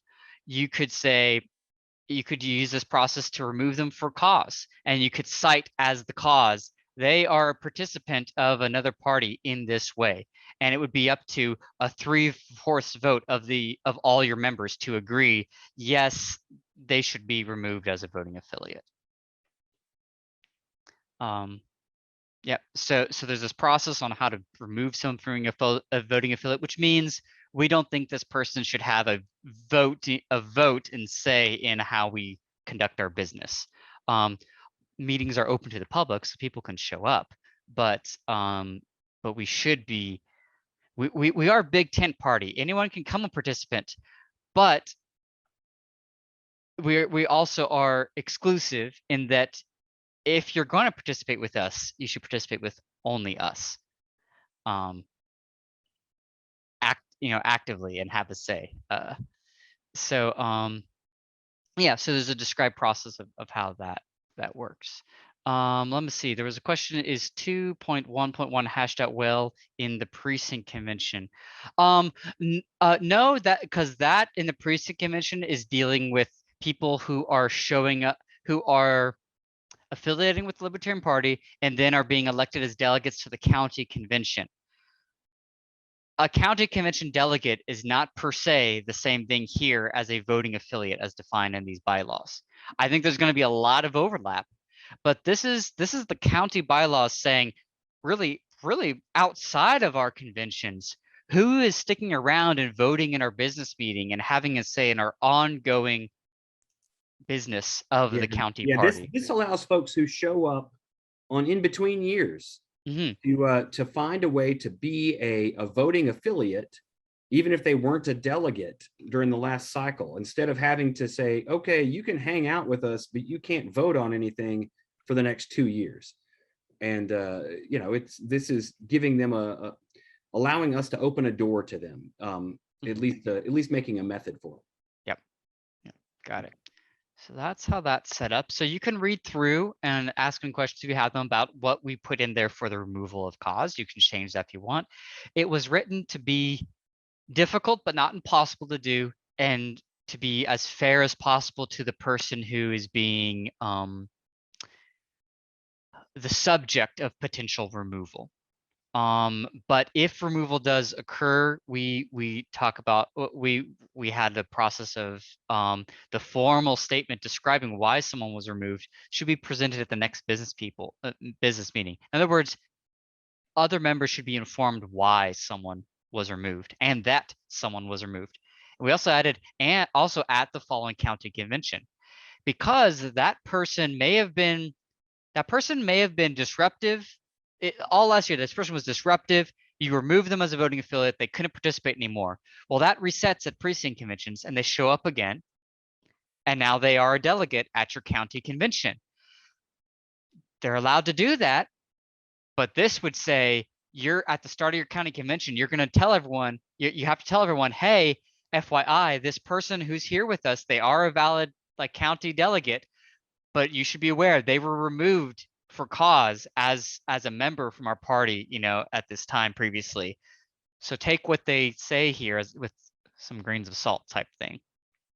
Yep, because we can't exclude people from showing up participating in our convention, but we can warn other participants that this person was removed for cause previously. Yeah, kind of like a censure. It's kind of like that, but this is more. This is removing them from being able to participate in the county party's business until the start of the next term, essentially. So it's and then also just making sure that other people are aware that that took place. So yeah, it's kind of like that. So then we get to Article 3, describing how the county affiliate is organized. First is the County Executive Committee, the CEC.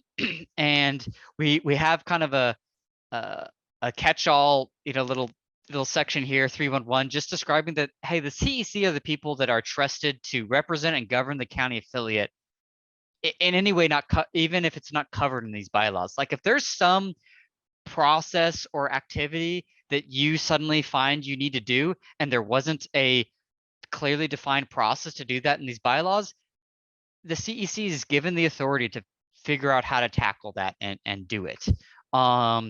Maybe if things like that come up, you may want to come up with a bylaw to describe how to handle such situations. But we wanted to just, clearly just describe that the CEC is the trusted representatives of this county party.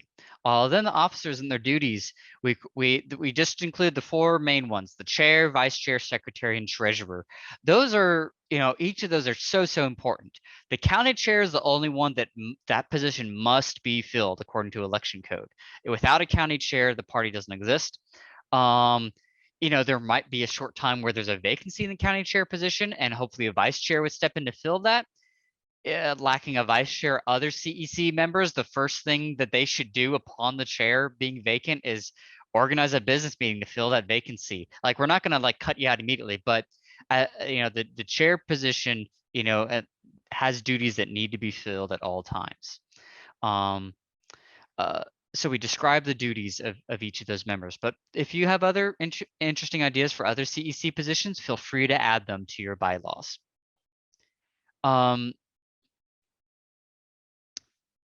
Yeah, and you can look in here to see some of the things we talked about. Some of the important things that we describe is like, hey, the secretary should maintain a list of who's the voting affiliate membership, who can vote at your business meetings.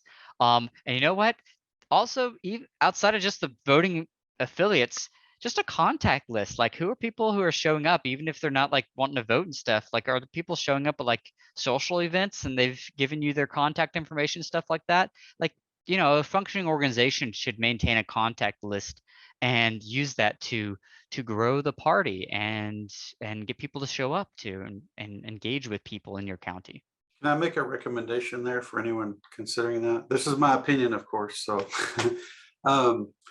officer positions, I would recommend having defined roles of responsibility that people are elected to do. They should be responsible for stuff in the party.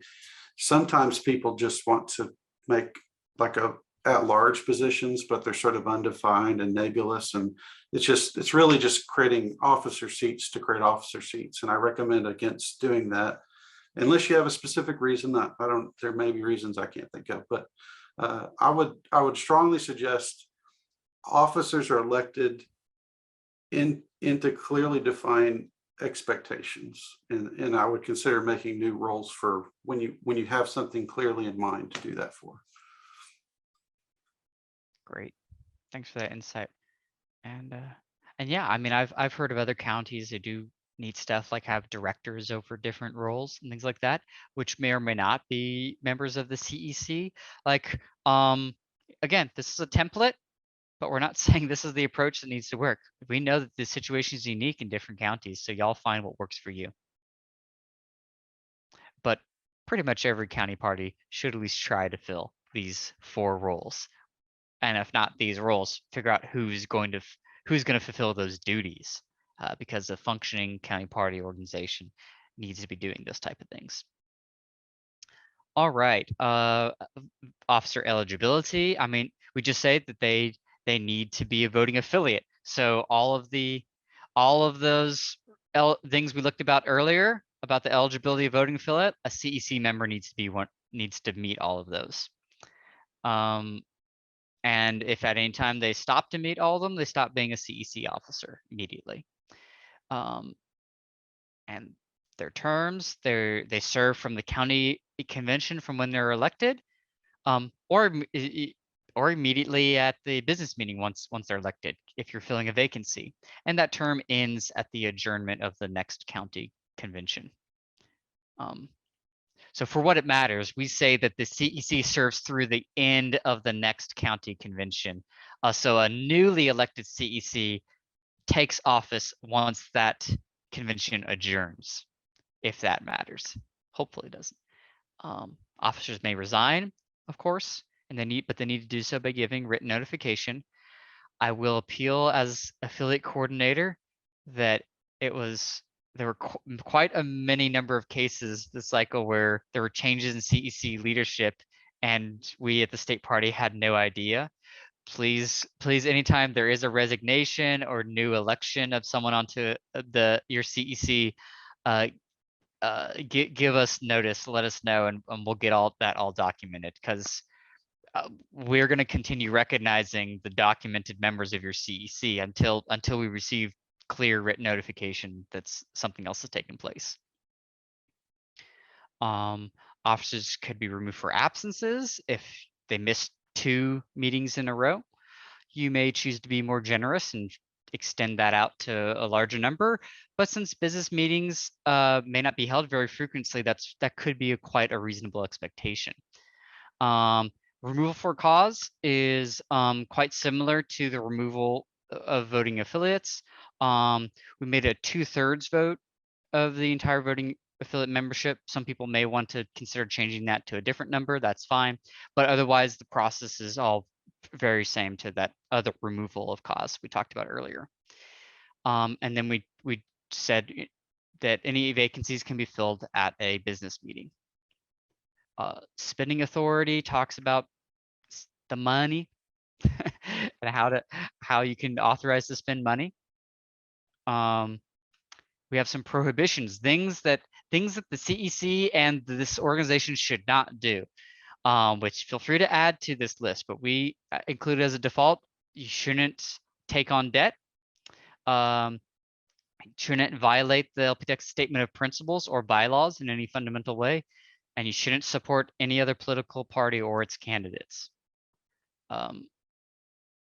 So those are things that should be avoided. Feel free to add additional ones if you see fit.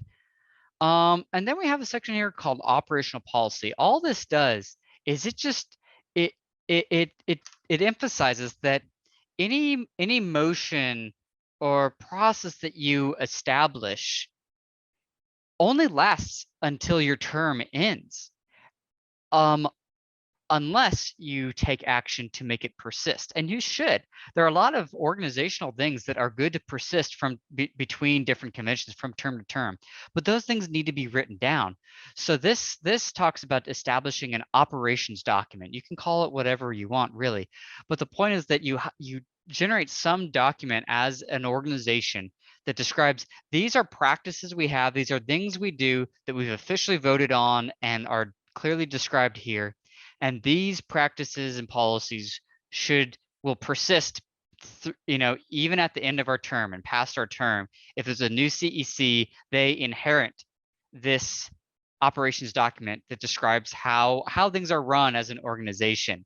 Of course, they're free to amend it and they can change it, but the key is that anything that you want to last beyond, as far as a process and things, that you want to last beyond the 2-year term between county conventions should be documented somewhere.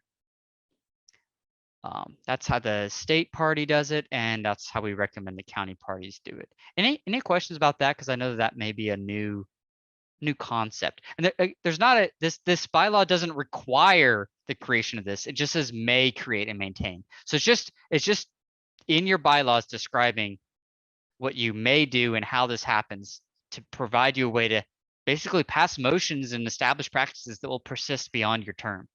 Nathan. Yeah. Ken Welch. Hi.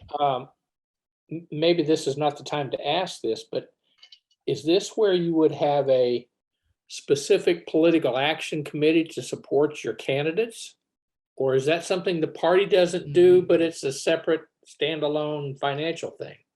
I do think that PACs are usually separate entities from the political parties. In fact, I have to think be. they are They have to legally be. required to be. Yeah, that's right. So that would be separate entirely. Clearly, You can have a political committee within your party, but that is not the same as a political action committee. That's a different legally defined animal. But you can have like we have that within LP Texas. I think I'm on it. But you support multiple candidates, not a candidate. Is That's that right? And we recruit candidates from within the party. But a political action committee like the Mises PAC or any other, there's another PAC. What's the other one? But Libertarian Booster PAC was go. the one that supported a lot of the LP Texas candidates. Great example. But so no political candidate can direct the activities of a political action committee. They have to be separate. You mean no party can. That's right. They have to have their own separate organization and stuff. So okay, never mind. Yeah. Okay. Well, Yeah, Renee's right. Political action department is different than a political action committee. Renee's got it. Of course he does. Okay. as an example, this operational policy stuff is something we sort of crossed over from the state. And at the state level, we have policies that do things like set up special funds. So we have a legal fund that we set up at the state, and we do that through our operations manual. And we define what the legal fund is and how it can be used and stuff like that. The county might not want to do that, but you're basically, anytime you have something that you want to set as policy that's not as a bylaw itself, something might not be bylaw worthy, but you want to establish this is how our county functions and how we're operating. You can put it in the operations manual. Right. Well, the reason I'm asking it is because we're so small and I'm going to be the only candidate. And I'm going to have funds coming in, hopefully lots of people donating to me. But, if they got a choice of donating to the party or to the candidate right now, that's, I don't want to mix them, but I also don't want to violate the bylaws and do it wrong. Yeah. It would be, they would be separate entities. So, so put out that call however you want, donate to my campaign, to specifically where we're going to be making signs and stuff like this. And then, help keep the county party going, beyond this election cycle, and donate to the county party as well. And we'll be doing activities even beyond the election. And stuff like that. That's the answer. Get them to donate to both. That's it. Excellent. Yeah. But some people will, yes, so sometimes it is hard. People kind of make a choice. Yeah. So that is a trick, but that's something like that. Okay. So you could try. All right, moving along to Article 4 meetings. So this is where we talk about what actually is a business meeting. And the important thing is that business meetings is the only class of meetings at which you can actually conduct business of the organization, unless you authorized it elsewhere clearly in the bylaws. So then there's a list of the requirements of what constitutes a business meeting. You got to have a quorum, which we provide as an example number, 30% of your entire voting affiliate membership, and at least one CEC officer. Big counties might want that percentage number to be a little bit lower. Small counties may choose to make that number bigger in order to avoid, over influence of certain members and drowning out the voices of others. So think about that. Of course, if it's too high, do make a realistic number. If it's too high, you might find yourself having a very difficult time ever being able to successfully hold a business meeting. That is a spot that some county affiliates have found them in some time. So put some consideration into what you think that number should be.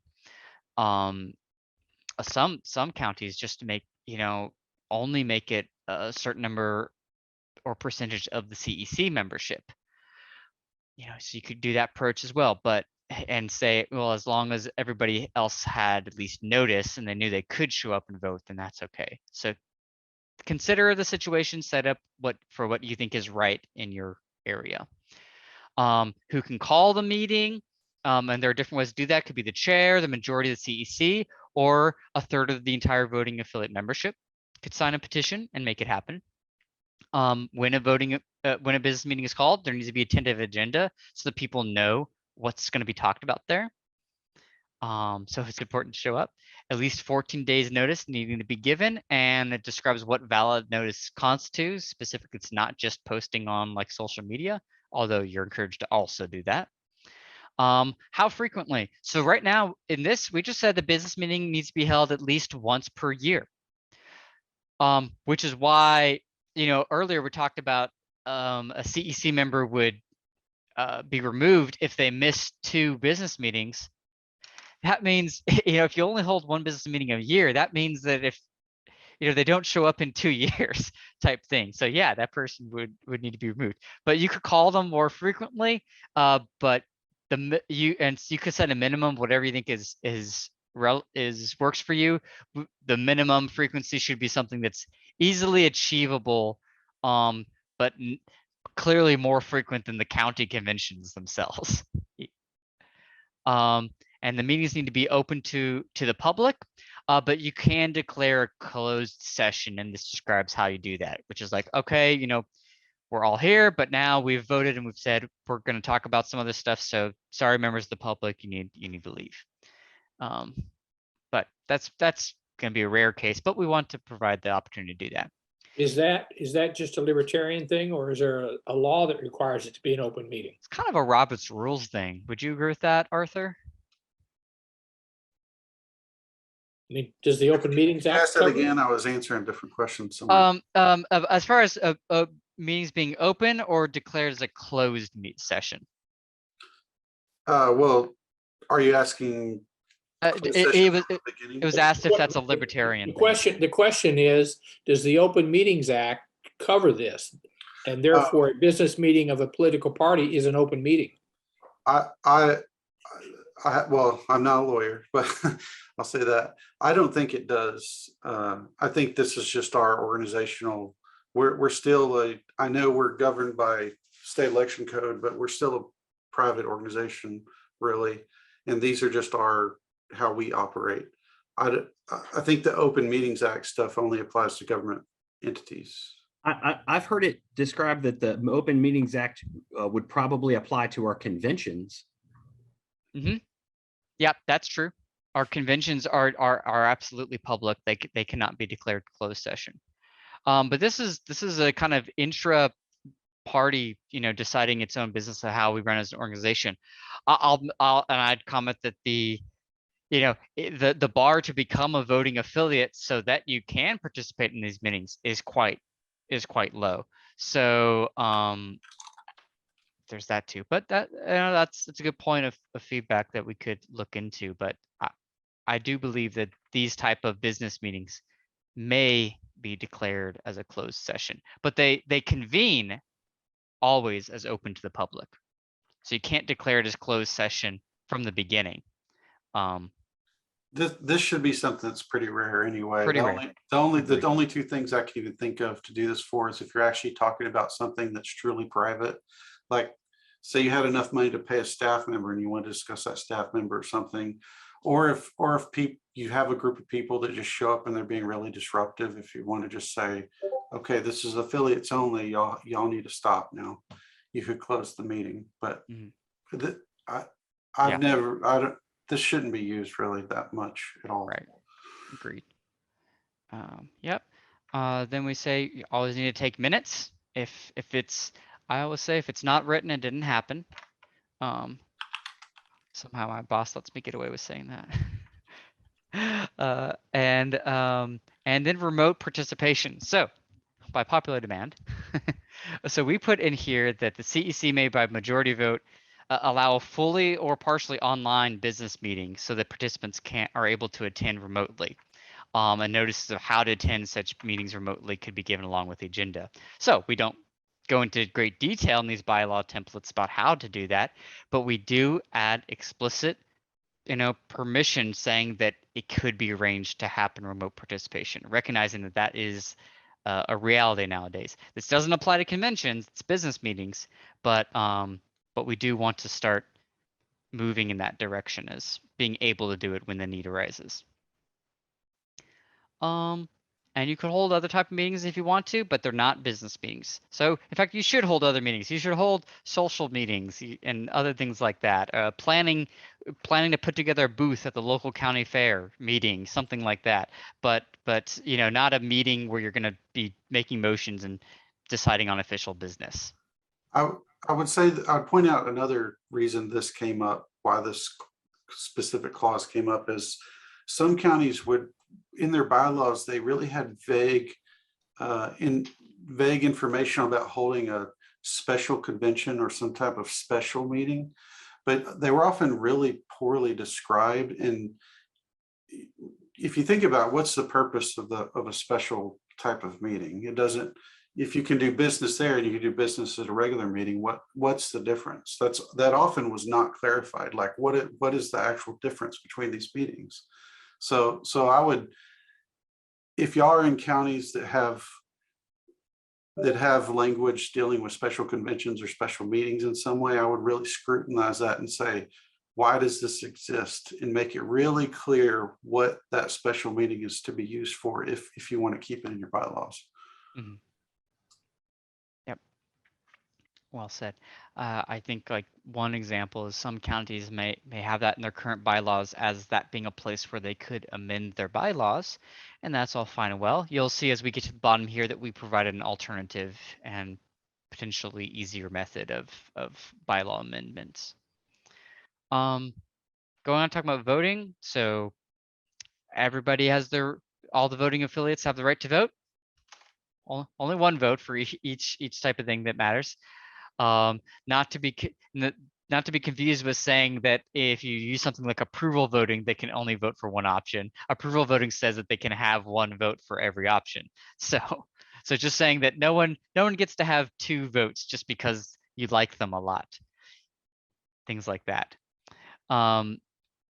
Voting method for elections. And LPDEX's bylaws, our state bylaws, do talk some about requirements for voting for elections as far as like electing who's going to fill like a CEC vacancy, something like that. Elections refers to like voting for, who's going to fill a position.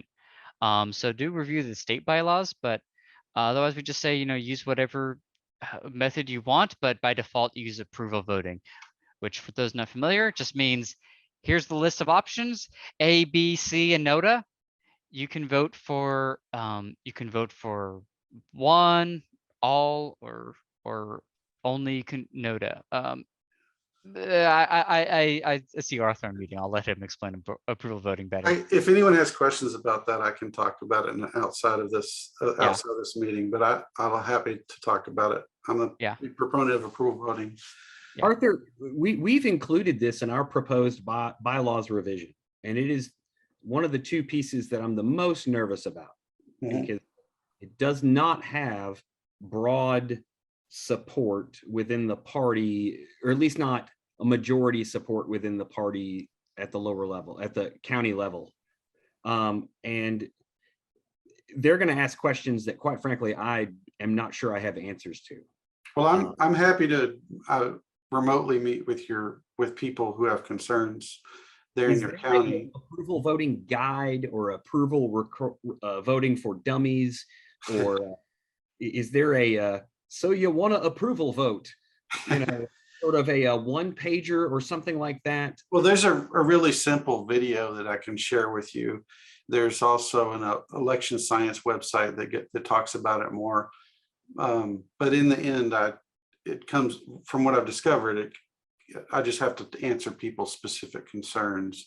Well, we should see if we can make like a one page or something like that. I think that'd be a good idea, especially since sometimes the application of approval voting combined with our concept of NOTA, or the vote to vote against something, sometimes I think that can make it function maybe a little bit different than is seen in some more basic examples. So we might look at doing something like that. I think that's a great idea. I mean, the overall summary is just that everybody can vote for as many or as few options as they like, and whoever gets the most votes wins. So the easy example I heard is like, it's great for choosing, like, if you have a group of friends and you're trying to decide where to go eat out for lunch, it's like, all right, who is okay with going to get burgers? And 3 people raise their hands. All right, who is okay with getting pizza?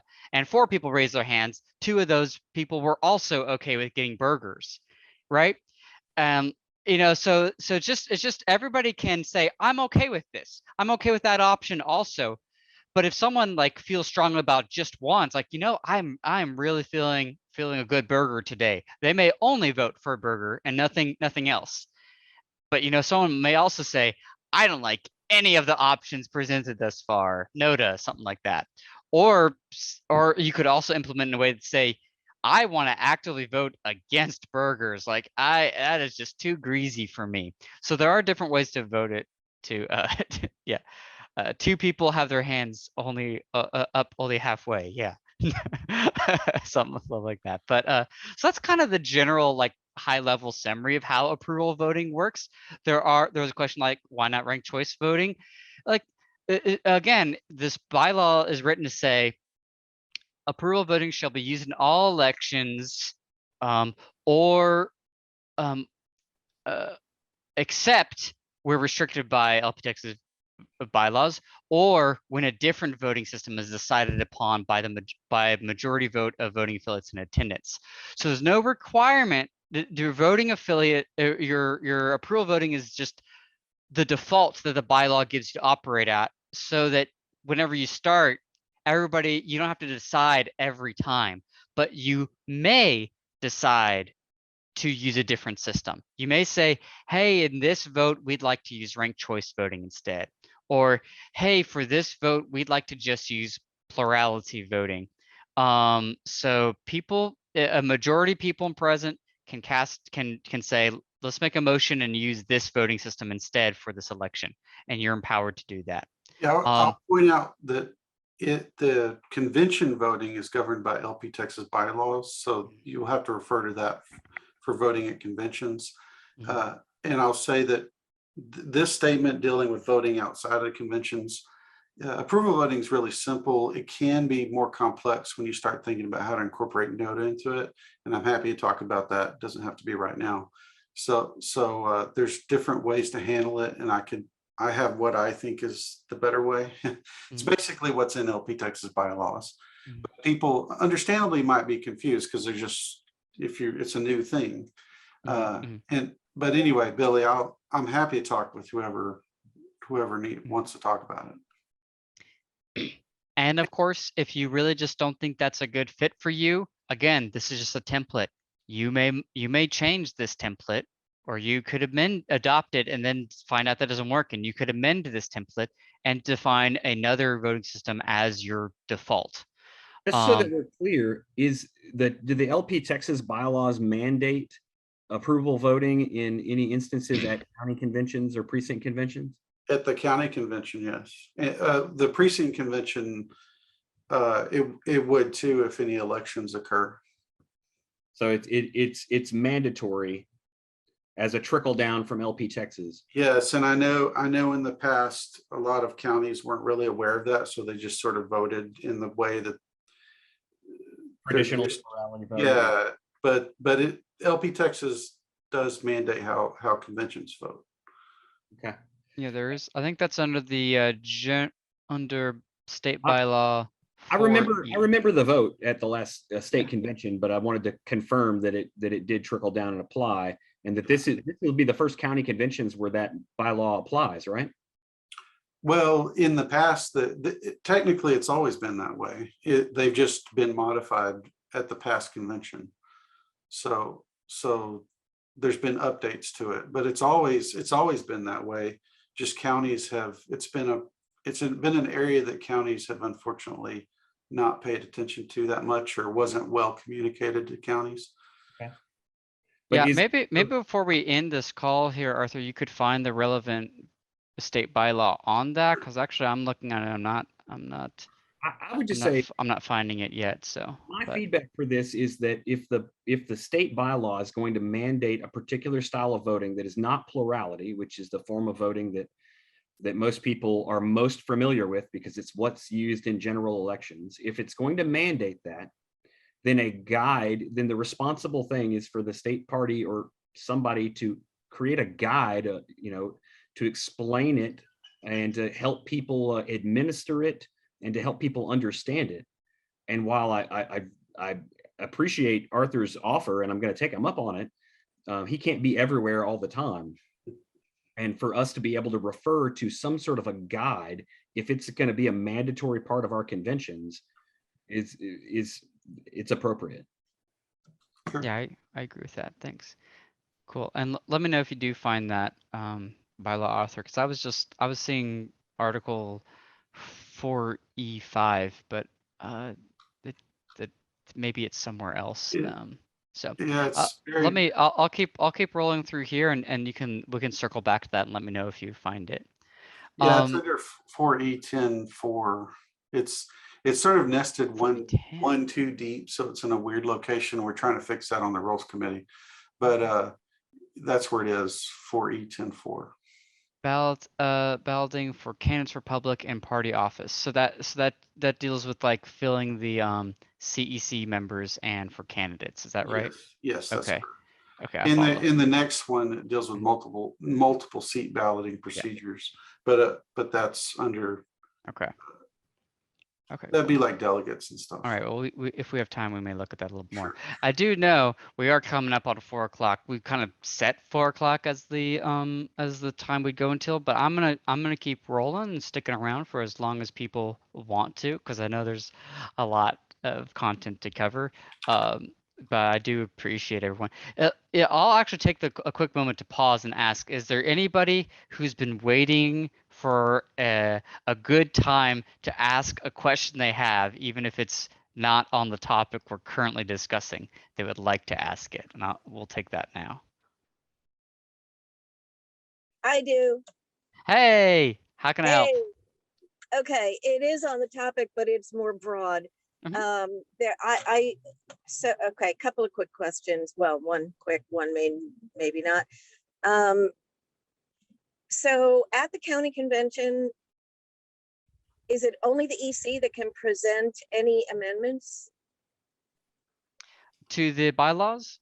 No, I didn't. It's unless it's defined in your current bylaws that something like that has to happen.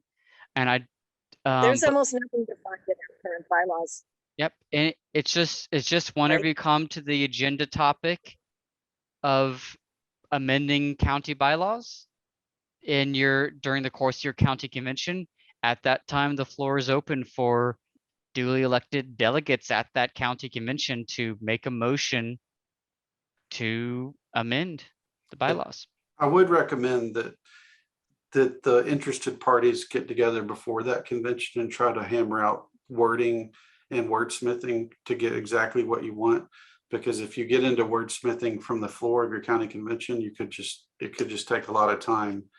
And if you've got, it depends on your county size, of course. If it's just 4 of you there, that's probably okay.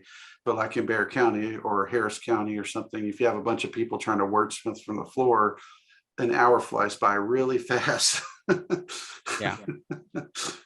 Yeah, I agree with small conventions. Maybe y'all can kind of, short term, kind of get a little bit loose on strictly following Robert's rules and just kind of chat among yourselves about what you want. And then like, okay, we think we like this.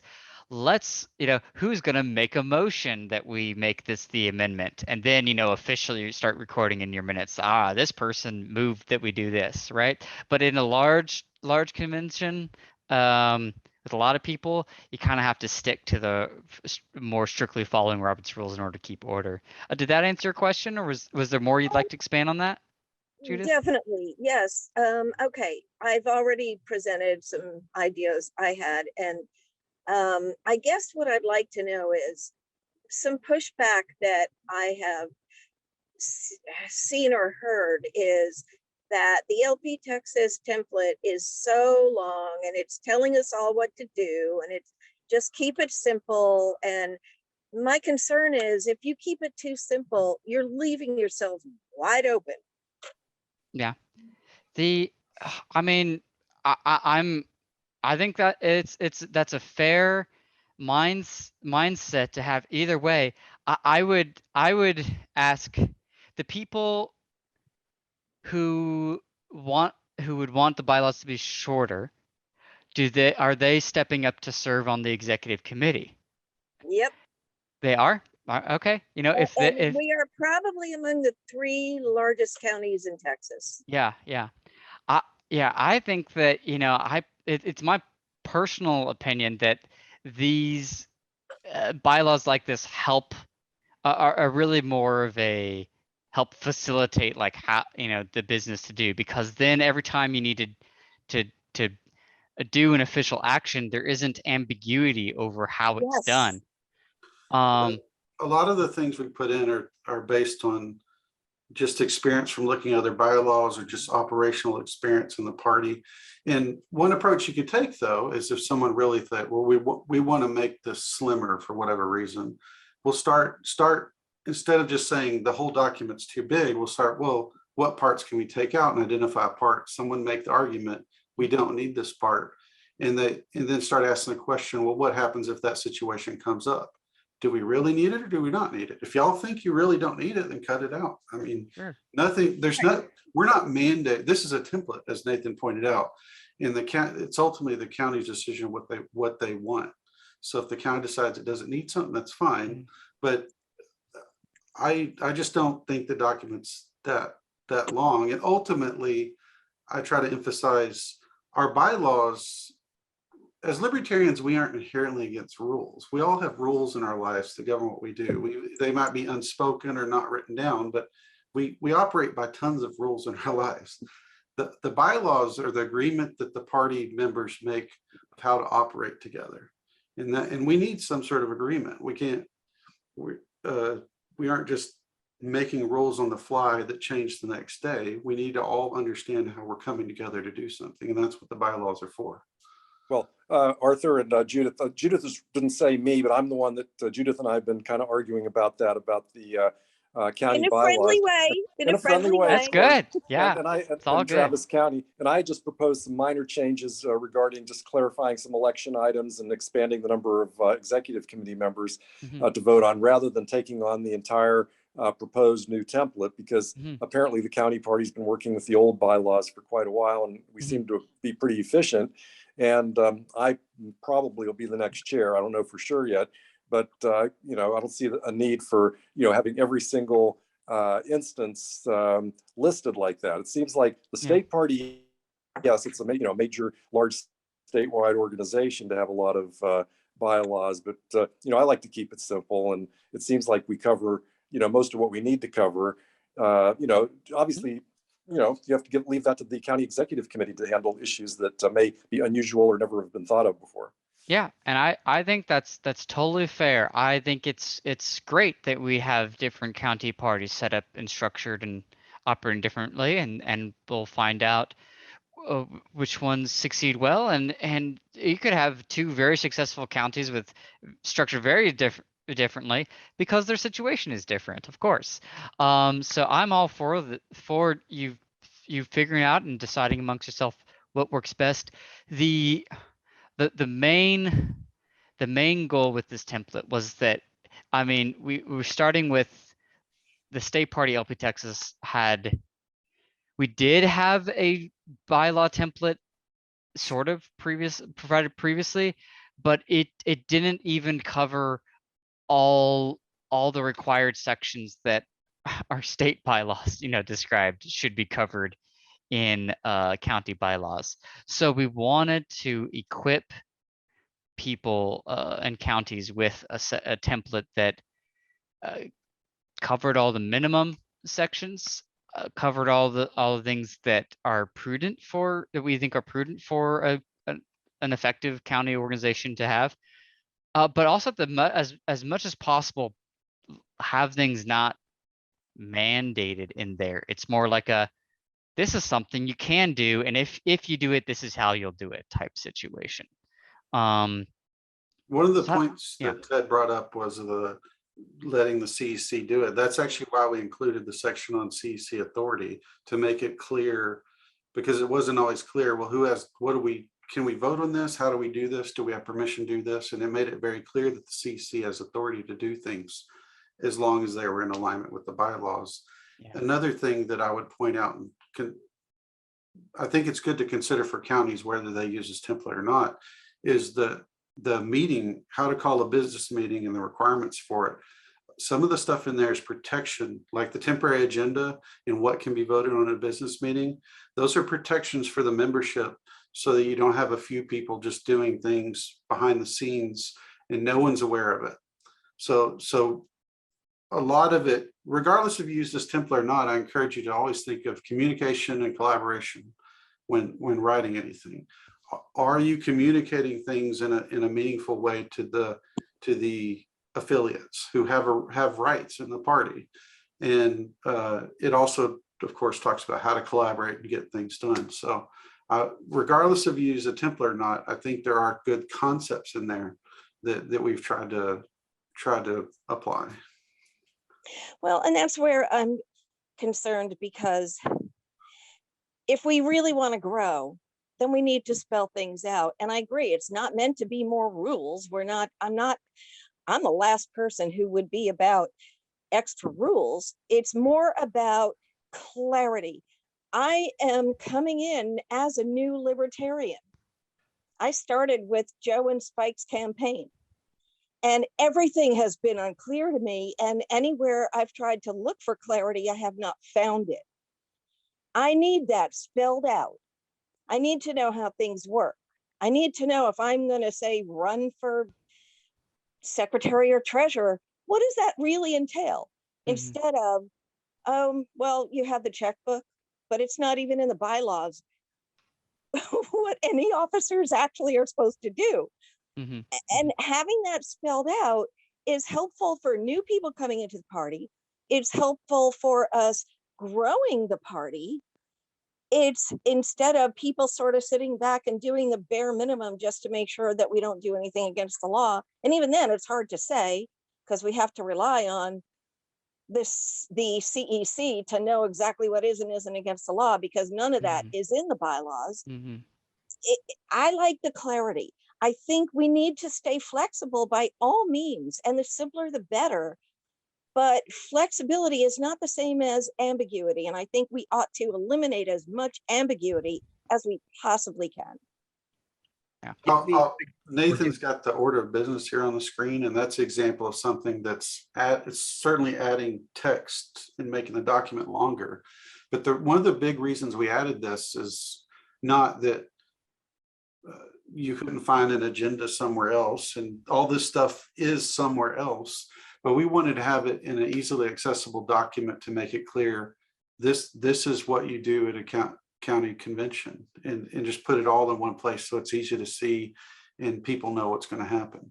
You could pull this out, that you could absolutely just go pull this out. It would make the document shorter, and then some people are responsible for understanding what a county agenda is and how to put it together from other places. Right. But yeah, again, I look forward to different county parties, making modifications or taking different approaches and finding what works. I'm all for that. In fact, we had a bunch of other kind of neat ideas that we thought would be good to have in this bylaw that we decided, let's leave that out for now because we don't want to overload it. Maybe in the future we'll provide that in some way, like as some like separate document, like add-on bylaws that maybe you'd like to consider if you think this would work well in your county. Something like that might be something we do. But yeah, like adding the county convention order business in the bylaw, that means since it's in your bylaw, you don't have to figure it out and debate and vote on it at every county convention. It's already set. So it's just saving you work from doing later. Um, And it also as an leaves example. room for flexibility. If you're at the meeting, you see Mhm. this list, and I mean, anyone can propose, we change the order at the time, but at Mhm. least it's spelled out already. There's something to work with. Yeah. And one of my big concerns too, especially right now, there is so much, I'm trying to think of the word, not, well, contention, but really more so throughout the entire LP. And a great way to avoid a lot of that is to have things spelled out. And again, not in a way to tell everyone what to do, but as a best practices, here is typically what we do, and here is what we definitely expect, and so Mhm. on. Yeah. It helps avoid every time I look at the LMC or states, and I know we are at the county level, but again, I think we're probably among the 3 largest ones in Texas. Hmm. Every time Yeah. I see issues coming up that just destroy that affiliate, Mhm. been Yeah. addressed in the bylaws, that might not have prevented it altogether, but it would have made it a lot easier to deal with.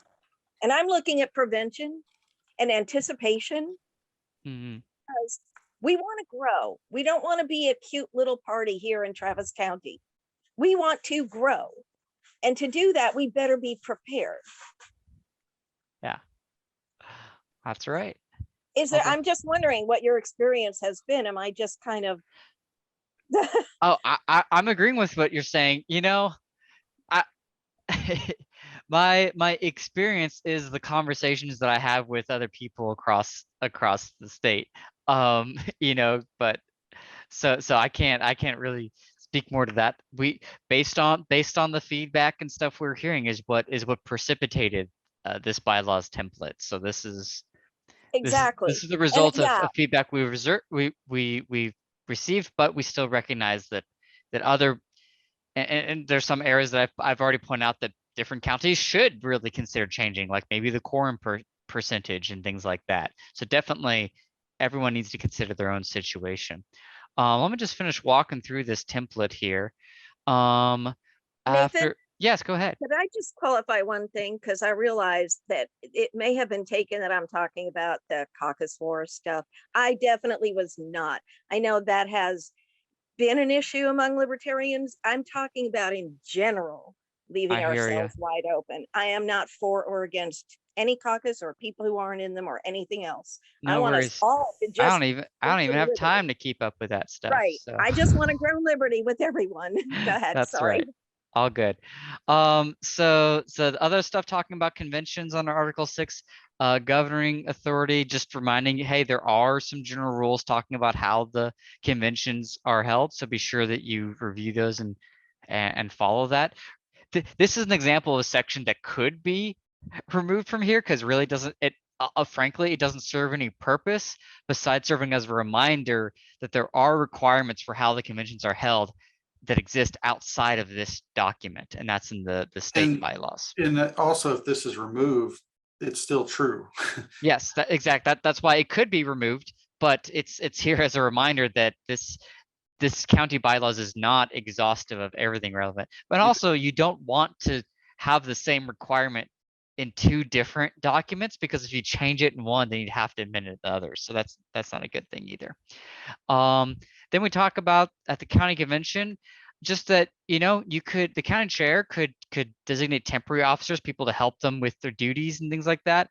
But then of course the convention will elect permanent officers, who's the permanent convention chair, convention secretary, any other convention officers, and things like that. And then we say you may choose to choose a parliamentarian, but as a reminder, such people who help make sure things are run according to Robert's rules and all that other good stuff, they don't have any authority over the convention. They're just there to give advice directly to the convention chair, who can then choose to follow or ignore such advice. And the convention body can always choose to vote to override the convention chair. So that's just describing how that relation works. Well, And that's put in there because it's something that's commonly misunderstood. the convention body can't always override the chair. That's not, Good if point. if Good point. a bylaw, you can't suspend the bylaws. That's something people get wrong. Just because you don't like a bylaw, you can't suspend it. If it's in the bylaws, it's in the bylaws. Sometimes the chair does have to make a ruling because the bylaw is not clear though. Like a bylaw might be able to interpret one thing or another, or the bylaws are silent, so the chair might have to make a ruling on something. In those situations, the ruling, the body could disagree with the chair and say, we're not interpreting that the same way you are. But if the bylaws say this shall do this, and it's clear, you can't, the chair can't rule that differently, or the body can't say they disagree with that and just overrule the chair. There shouldn't be a ruling at all on something like that. That's an excellent point. I'm glad you added it right. If the bylaws say, you know, that yeah, if the bylaws say this is it, that, you know, we're going to use approval voting for elections, the convention chair doesn't make a ruling saying, okay, we're going to use approval voting now. They're just declaring this is what our bylaws say we're going to do. So that's not, unless there's ambiguity in the bylaws that the convention body wants to challenge the convention chair's interpretation of, right? And also in Robert's rules, you can make a motion called a motion to suspend the rules. That's referring to Robert's rules of order. It's not referring to bylaws or rules. You cannot suspend your bylaws or rules unless your bylaws describe a way that you could like temporarily do that. I'm going to risk being confusing here, and I apologize. So if the bylaws contain process, like Robert's rules type processes, like an agenda, like this contains an agenda, or if this contains something saying each speaker will only have 5 minutes to speak, those are process type stuff. So time limits, agenda stuff, really those are only the main two I can think of. You can actually change those things. So while the bylaws list the order of business here, you can, once you have this agenda, move to suspend it by 2/3 vote to do something else. So those are, I realize that might be a little confusing here, but there are some specific exceptions. It has to be process related. It can't be anything other stuff in the bylaws. It has to be related to process. I'm sure that's the stuff a parliamentarian can help you with. Yeah, I get confused about it too. It's generally just follow what you see. I hear you. Yep. All right. And special convention rules. Another this is another thing that just kind of serves as a reminder that, hey, but you could use the section to add other rules related to your convention if you want to, whatever those may be. But just a reminder, state bylaws has a rule on limits on discussion at the conventions. So be sure to be familiar with that. And then as we start to wrap up, Article 7 just talks about how to fill select vacancies.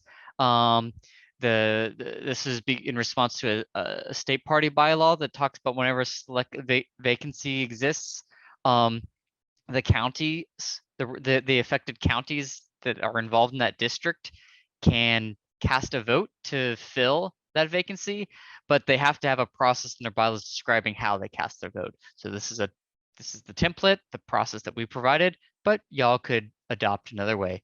For example, I've heard some people talk about only wanting their members that actually reside in the affected Senate district to have a say on it.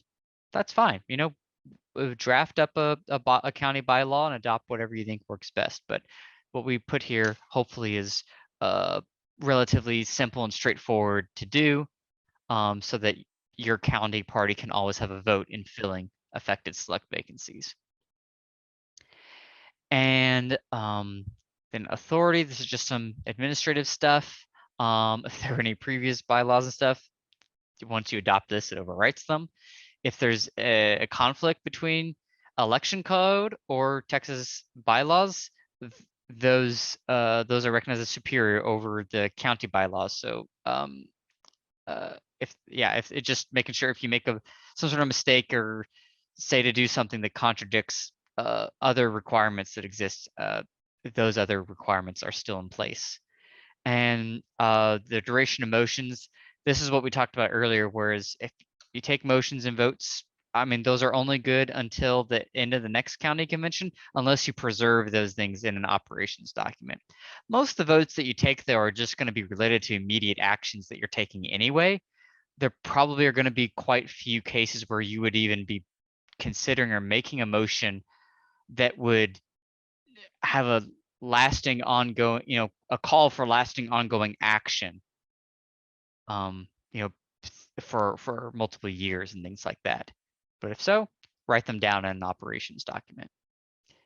And then we talk about how to amend these bylaws. And we have two ways to do that. The permanent amendments, ways that we permanently amend this bylaw, that only happens at the county convention every 2 years. 2/3 vote to do it. But we recognize that outside of those every 2-year county conventions, there might come up needs to correct something or make some other amendment to the bylaws. So that can be accomplished through a temporary amendment.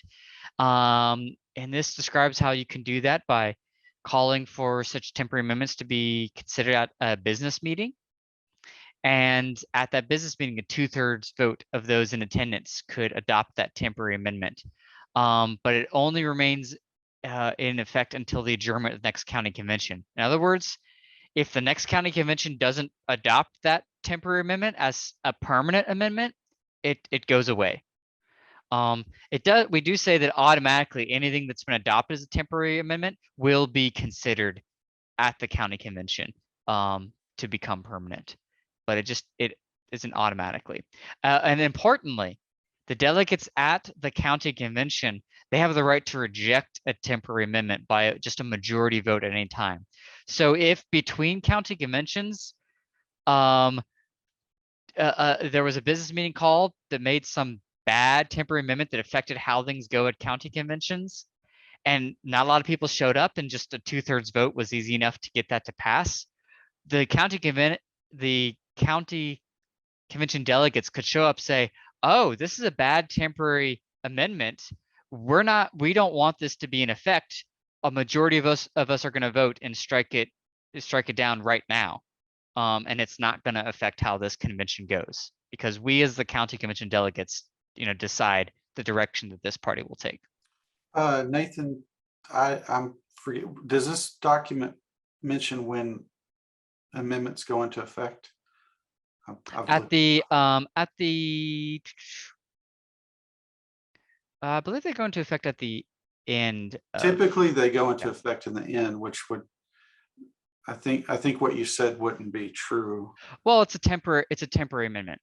So it would have been passed prior to the convening of the convention.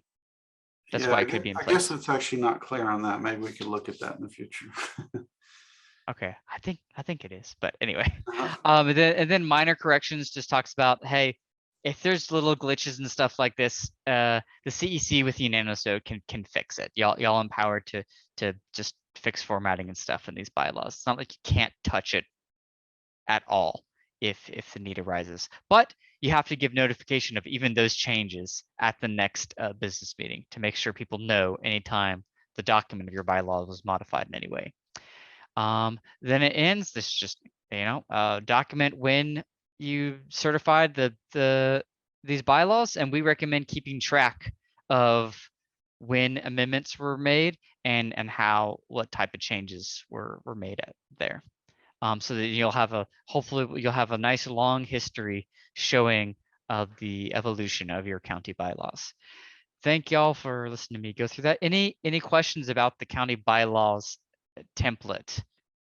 I know I'm keeping y'all for a nice long time today, but I wanted to be sure we spent time on that. Any questions? Nathan, Kenwell. Hey.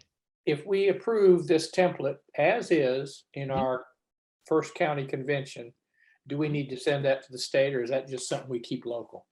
At every county convention, the adoption, a copy of your adopted bylaws needs to be sent to LP Texas as part of the records of that convention. Okay. Anytime you modify your bylaws, you should send them to the state party. That's in the state bylaws. Yes. Okay. Yeah. So it doesn't need to be done. And if you already have bylaws, you don't make any amendments. At the very least, your your convention minutes should indicate that you did not make any amendments to your bylaws. But even then, we'd ask, go ahead and send a copy of your current bylaws just to make sure we have them. Thanks for asking. Other questions related to bylaws. I will keep sticking around along later. People want to ask more questions or hear me ramble in more detail about like running a county convention, because I know I kind of skipped over that and just talked about bylaws. So I'll keep talking, but I know we're coming up on 2.5 hours here. So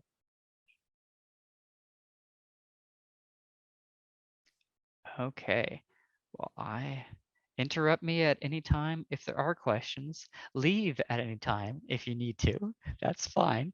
But I'm going to go ahead and press on. Just go back to talking a little bit more about running a county convention. We talked at the beginning about precinct conventions. We've talked now at length about the county bylaws template and what you should do with that. It is important to consider that because that's going to affect how your county parties run,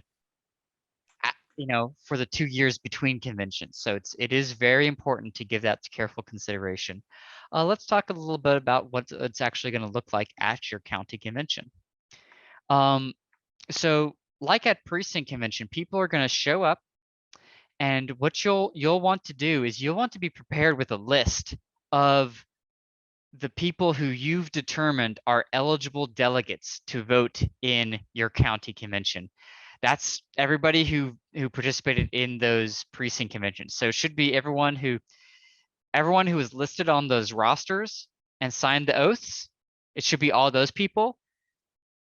And it should also be anybody who's listed on the additional delegates who have also now signed an oath of affiliation. That's what makes your list of everybody who's eligible to be a delegate. You could think of it as everyone who's credentialed to be a delegate to your county convention. Not necessarily everyone's going to show up. That's fine. You just need to know your list of who is, so that you can kind of check them off saying, okay, this person is eligible and they've shown up and they're participating. And of course, if there's anyone who you determined was not eligible, such as maybe they voted in the primaries despite having their name filled out on here and stuff, you should strike them from the list, even though they filled out the paperwork. If you were able to detect anything that made them ineligible, you can strike them from the list and not allow them to come in and participate. Hopefully, though, you're not going to run into issues like that. People are going to show up. I'd recommend you could just ask people for their name. I'd recommend ask them to show you some sort of proof of who they are, ideally their voter card. If they don't have that, maybe maybe some sort of other ID. If they don't have that, maybe just ask them for their date of birth also. Something besides just a name would be ideal, especially if there's more than one person who have similar names and things like that.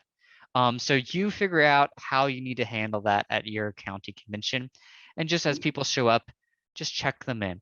But at some point, you are at the time that's been announced as the time to convene and time to start the meeting. And you have generated a list. You said, okay, these were the people who could show up. These are the people who did show up. You now have your list, and you should document that list, even if it's just check marks on the list of names of eligible people, a list of people who've actually shown up and have made up your convention body of your county convention. So you'll see in the minutes, the template we have for your county convention minutes. You will call the meeting, the current county chair, or if not present, another CEC officer will call the meeting to order. So make note of who that person is. So we just talked about this. Verify the participants were eligible to participate and make a roster. And just talks about how to do that. And it's create a roster of participants. And you should include that roster, kind of attach them to those minutes as part of the records that you'll send to LP Texas. Like I said, that could just be check marks next to people's names who were eligible to show up, whatever works for you. I'm going to mention quorum there because that's simple. So if you it's possible to have like 40 people come to your precinct conventions and participate in those conventions, and then only 20 people show up to your county convention. Quorum is based on those 20 people who are eligible that come and check into the county convention. It's not based on the 40. So if 20 people show up that had been from the precinct conventions and are eligible to be delegates, those who register as attending, basically saying I'm here and I'm a delegate, quorum is based on that. So 21 would be a quorum in that case. And you want to make sure you get quorum right, because it oh, did I say 20? Sorry, I got 11 would be. Yeah. I forgot I switched those notes. Sorry. So 11 would be quorum in that case. And you just want to, it's important because once you drop that, if you drop below that for some reason and someone questions, well, do we have quorum? Then you don't have a body that can conduct business. So establishing that quorum number is important. Yep. Sorry Well for the said. confusion. No, that's good. Thank you for emphasizing that. And yeah, what this is you create a roster of participants. So it's the roster is the people who've actually shown up. And that's what sets what quorum is. And there was a question in the chat about, can people who are not delegates show up? Yes, the conventions are open to the public. But if that happens, I'd recommend have separate seating and say, okay, if you're not a delegate, please sit here in these chairs in the back of the room. You're welcome to observe and watch, but you cannot speak up and participate unless the body calls upon you. For example, it actually might be very common that a candidate might not be a delegate at your convention, but they may still want to show up and participate. Maybe they're a candidate at the upcoming district convention and they've showed up, and they may be from a different county even, and that's all fine. In fact, I'm pretty sure that will happen in some cases. So you may at some point in the course of the convention call upon them to come up and introduce themselves, make a speech or something like that, but they just can't officially participate in the form of making motions, passing votes, things like that. Yep. Yeah, And typically the body would grant permission for a non-delegate to speak. Yeah, but they just have to actually, may take that action to do so. It's very similar to what happens if any of y'all have attended or observed the select meetings. There's a place for public seating, and in that case, they even make time for public comment. So y'all could choose to do that at your convention if you choose to do so. Great. So then it goes on to the election of convention officers. Convention is bolded. This is not your CEC. This is the people who are facilitating the convention. So the convention chair is required. May not necessarily be the current county chair. In fact, some people may say it's ideal to have someone else because maybe the county chair is running for re-election and they'd rather have someone impartial run the meeting. That's perfectly fine. But in most of our counties that are smaller, that's not going to be an issue. It will be the county chair who does it, and that's perfectly fine. This is important though, because the convention chair, just like with precinct, the convention chair is the person who's responsible for turning in the paperwork and reporting and certifying candidates to the Secretary of State.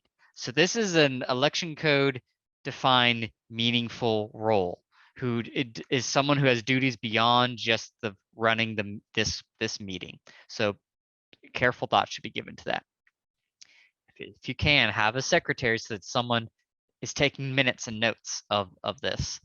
But of course, if it's few people, then usually just going down this checklist is easy enough, but really good to have a convention secretary. Great. So then the agenda, you can adopt an agenda if needed. Your bylaws may already define it, in which case you don't need to do that as an action, but you could modify it if wanted.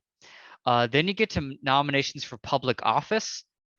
Now at this point, if you've moved your agenda around, maybe the order of events you do things in will be different, and that's fine. But you'll want to do nominations for public office. So the county chair should be aware of any candidates who have filed for an application for nomination, and their nomination could be considered at this county convention.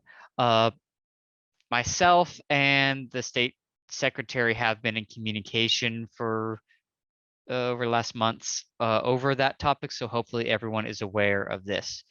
I will comment without much detail on do your due diligence to determine of the candidates who filed applications for nominations, are any of them ineligible for any reason? And I won't go into that any further. If you have questions about that, you can contact the Secretary of State. But after that, after the nominating and deciding, if people who file to be a candidate, if you actually will make them a candidate. If there's contested races, of course, you choose which one. But whether it's always a contested race, because NOTA, none of the above, is always an option. If y'all have a loon show up who you don't think represents the Libertarian Party, vote for NOTA, and you are saying, no, we'd rather not have a candidate than have a candidate represent the Libertarian Party badly. So that is always an option within our party. And I have seen it used before, and to great effect. So after that, the county executive committees decided that's who's going to lead the county party for the next 2-year terms.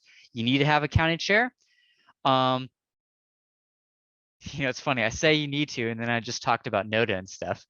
You could NOTA someone, but you'd have to, it's required for the organization to continue to exist. So if y'all don't have a good option for county chair and y'all NOTA, that's fine, and the county party will cease to exist once the convention adjourns, is what would happen in that case. But hopefully that does not occur. And separate, so you should document here on, or whatever you use for your minutes, who you elect. But then there's this checkbox for be sure to fill out the county executive committee contact form and send with the minutes. So I'll just back out of this real quick and show that as Form 8, the county executive contact form, to make sure, because all this information is required for all CEC members, because the state party needs to know how to contact and the detail of all CEC members. So looks very similar to other forms you filled out, of course, so it shouldn't be too hard to fill out.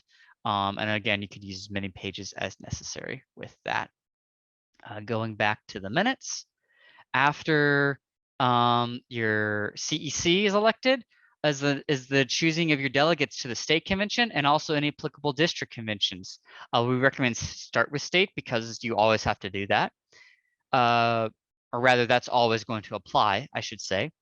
And note that you get delegates and what are called alternates to the state convention. So each county party can elect a number of delegates to represent the county party at the state convention. You also get the same number of alternates. So for example, let's say your county party is allotted 4 seats, and you have, let's say that you have 6 people at your convention, and you vote among yourselves and you choose the first 4 people who are going to be the delegates. But the other 2 people would still like to be involved.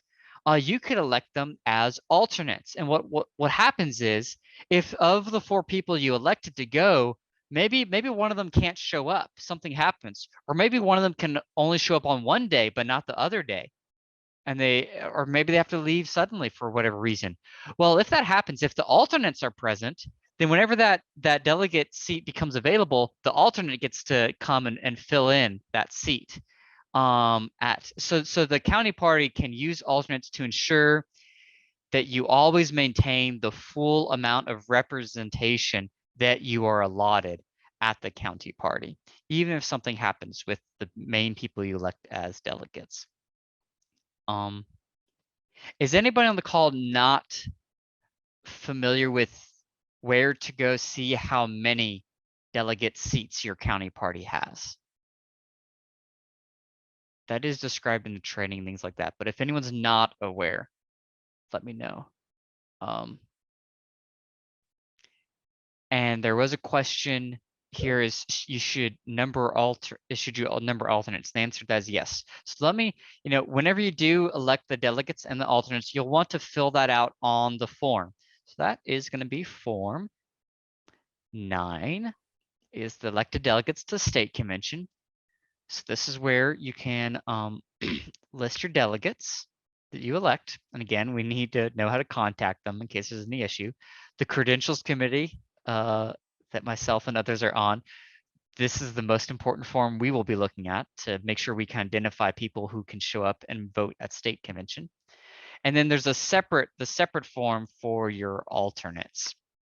And on that, while both the main one and this alternate form has this box to put the number on, as noted on here, it's important to know that the alternates are going to be seated in priority in order based on the alternate number. So alternate number 1 will be seated first if any vacancy occurs.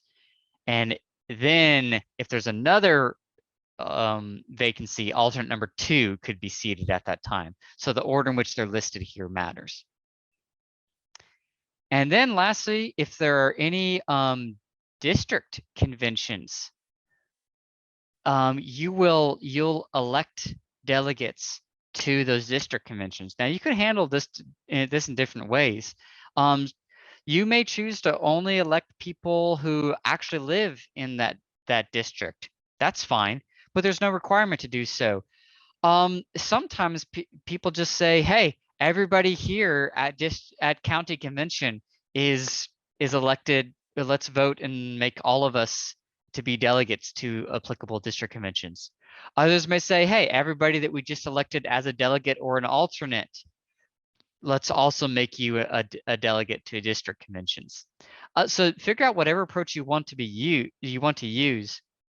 And this is only going to apply if there are even any district conventions that your county is a part of. And you'll want to indicate in the box which convention or conventions it applies to. And you could elect different delegates to different districts. That's fine. So just use as many forms as you need to accomplish that. Any questions Nathan? about that? Yeah.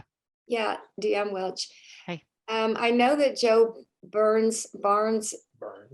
is my district representative, but I don't understand, why are we having a district convention? Or am All I right. supposed to go or not go? A good question. So there are a number of types of conventions to talk about. So what you're referring to right there, Joe Burns being your Senate district representative on select. That is a within the party type decision, and that actually is going to be handled at state convention. So no need to worry about it until then. What we're talking about here are district conventions for electing candidates. We're considering the nomination of candidates to be on the general ballot for the Libertarian Party. And that candidate is running for a district office that is not wholly contained within one county. It crosses across multiple counties, but it's not a statewide office. So because it's not contained within one county, it can't be considered just a county convention. And because it's not statewide, it can't be considered a statewide convention. So it has to happen at a district convention, which happens on May 19th. You will see, if you go to our website, lptex.org, and under the 2020 conventions dropdown, you click the 2020 candidates, you'll come to this page that lists everybody who's applied to be a candidate. You may have to scroll to the bottom of the page and to use this left and right scroll to see the whole spreadsheet. And the important thing you want to see is that last column, nominating convention type, shows you what type of convention that candidate will be nominated at. So for example, we have this candidate right here, Kenneth Ashby, who is running to be the Libertarian Party's candidate for U.S. Representative of Congressional District 33. That District 33 is the counties impacted by that is Dallas and Tarrant County. So people who are of Dallas County and Tarrant County could be elected to attend the district convention for U.S. Representative Congressional District 33. I got that. Yep. Okay. So there's the congressional districts, there's the State Board of Education districts, and the state Senate districts, and also state House or state representative districts. So that is what that is referring to. And you can see the counties impacted and look for if your county is involved in that. If you're the county chair and your county was impacted, you should have received email communication from myself and the state secretary on that. If you didn't and you see you're listed here, follow up with us. I didn't. Okay. All right. jumping back, district conventions be confusing. So after district conventions, yep. So you do the delegates and alternates to state convention. You did delegates to any applicable district conventions that may not apply to you at all. And then adopt or amend county bylaws, indicate what you did with that, and be sure you include a copy of that and send it. And take any other business. Renee will want me to emphasize this is a great time to pass resolutions. The county convention is a good place where you can, in writing, make a written statement of the stances that your county party takes on, especially local issues. If there's something going on at your county level or maybe city levels that your county party would like to pass a resolution on, this is an excellent time to do that. It's not required, but you got everybody together, get everybody hyped up and pass some resolutions. It doesn't have to be on things limited to your county also. It can be about whatever you want to. Resolutions are non-binding, like statements of your positions on things. What about the wording on those? Do I need a lawyer to help write a resolution? They're non-binding, so no. There are common ways that resolutions are written. I'm sure you could Google them or DuckDuckGo and look up. Renee could help me with that. Yeah, or Renee could help you. Sure. So yeah, you could talk to people. Usually it's like, it's something like, being found that, and like a list of grievances. Therefore, be it resolved that we do this or something like that. Okay. So you can look it up. Yeah. And after that, you need someone will can make a motion to adjourn. They can make a motion to adjourn at any time, but hopefully you covered all the required business first. But a motion to adjourn, record whenever you're done. And then there's reminders in here that the convention chair needs to sign all the records. So that includes these minutes, all those rosters, any of the official documentation you made. The convention chair should sign it to indicate that it's been finalized. And admittedly, you actually might need like a few days to clean up and finalize your records. That's okay. But the deadline is by no later than March 22nd, which is 10 days after the county convention. LP Texas needs to receive all the proper documentation. And again, that's going to be emailed. A nice clean scan should be emailed to records@lptex.org, which it has at the top of each of this form here. As a reminder, additionally, if you nominated candidates, you need to certify those and report those to whatever the appropriate election authority is. District things, even if wholly contained within one county, go to the Secretary of State. County level things go to your local elections office, I believe. There is the training materials that we've put out about conventions go into more detail on that. So refer to that and let us know if you have any questions. But election code deadline for that is 20 days after the county convention. So that's April 1st. But I say don't wait until the deadline. Get it all taken care of within 10 days. Hopefully, 10 days should be enough to get everything taken care of. But that does need to be certified and sent in, because otherwise that candidate will not appear on the ballot. So don't forget to do that. And that is county conventions, as we are coming up on almost 3 hours of this call, but I appreciate y'all being here. I'm not going to go into district convention stuff like that, because all it covers is the election of the candidates. So just follow the form. It's pretty straightforward if that applies to you. And then we have a copy of the form that's been prescribed by the Secretary of State to certify candidates, whether that's elected from your county or district conventions.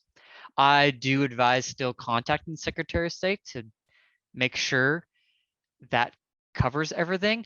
I will comment this, and that is that we've received contradictory written guidance from the Secretary of State on certifying nominees. In a previous webinar they gave, they said that the nominees have to be certified through their team's online certification system. But This form is still publicly available through the Secretary of State's website. It clearly says it's prescribed by the Secretary of State to fulfill the relevant election code. And whenever our state chair reached out to the elections division of the Secretary of State about specifically asking about this, they said that that the way this year will be the same as the previous election cycle. And we did not certify them to our knowledge through Teams last cycle. So if you want to be extra super careful, follow up with the Secretary of State and be sure you certify it in a way that they consider satisfactory. My reading of all the written communication so far is that filling out just this simple form fulfills requirements. Well, also the convention chairs that fill out, are responsible for these forms aren't going to have Teams access all the time either. So That's why it's bad. But the Secretary of State could be assuming that there's going to be enough time in the 20 days after county convention to get convention chairs added to their online team system and get them certified there. I don't think there is, which is why the state chair reached out to them expressing that concern. And we got a vague response that did not say that teams would be required and seemed to indicate that the way it was done last cycle is sufficient. And to our knowledge, this form was all that we used last cycle. Nathan, Yes. so on a county position, Yes. we just certified to the elections officer of the county, but not to the Secretary of State, or do we do both? You could always do both to cover yourself, but it's only required to be one or the other. But we can fill out this paper form, send it to the Secretary of State to cover our tail. yeah, They recommend probably would doing that. go. There's no say harm in sending extra information. I would just do it. Yeah, Okay. I agree with that. They may get annoyed at you. They're already annoyed at me. Yeah. Oh, yeah. Well, the Secretary of State specifically. And yeah, they are annoyed at us, but that's their own fault. Let me see here where I talk about. I'm trying to find where in the training I talked about where to certify it. Yeah, here's oh wait, no. Here's where deadline number 2, yeah, where talk about submitting it in a format prescribed by the Secretary of State. So, yeah, that's it. It does talk about it. Yeah, for county or precinct offices, you deliver to the authority responsible for having the official general election ballot prepared. So that's probably going to be the elections office or something in your county.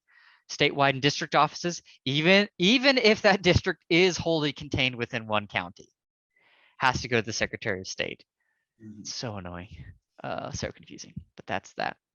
Okay. Other questions, And topics to cover? I'll store these if you send them to records too. Of course, I will store them. Yes. Yeah. Sometimes if you go to elections office in your county and they'll stamp them there as sort of a receipt, just like they did the notifications. And if you scan those, I can store those as proof. Great. Well said. Speaking of which, if you have those on the call, if you have not already, the notices that you posted to deliver notice of the precinct and county conventions, if you haven't already, we strongly urge you to scan and email a copy of that notice, preferably a stamped notice showing it was received, to records@lptex.org. We want to gather all this stuff to help, for record keeping long term, and so that we can help defend against people challenging the validity. It is also possible that the Credentials Committee will decide that documentation is required to give us the assurances that you had a valid convention, because there was a case of fraud on that point in 2020 of people reported a convention happened that did not actually happen. And they forged a government seal and everything. Very bad. So we recommend send that to us if you haven't already.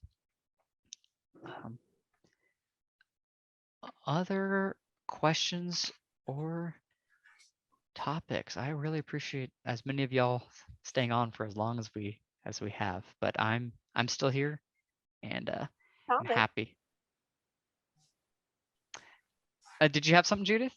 Yeah, just a quick comment. Yeah. I appreciate you using DuckDuckGo. When people say Google it, I say no, duck it. Only I have to be very, very careful to enunciate. That's right. Oh yeah, that's right. It's a better search engine. They don't track you. Yes. DuckDuckGo.com. Well, not only that, it shows you results. Google is already got its algorithm set to not Yeah. show you. Yep. I'm so happy to start hearing about DuckDuckGo becoming popular in the Yes. mainstream. It's nice. Okay. Other convention related topics, questions, comments?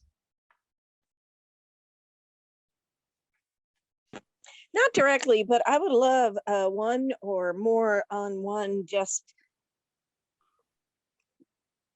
as a new person trying to get our county, again, one of the biggest ones, geared up for thinking big instead of small.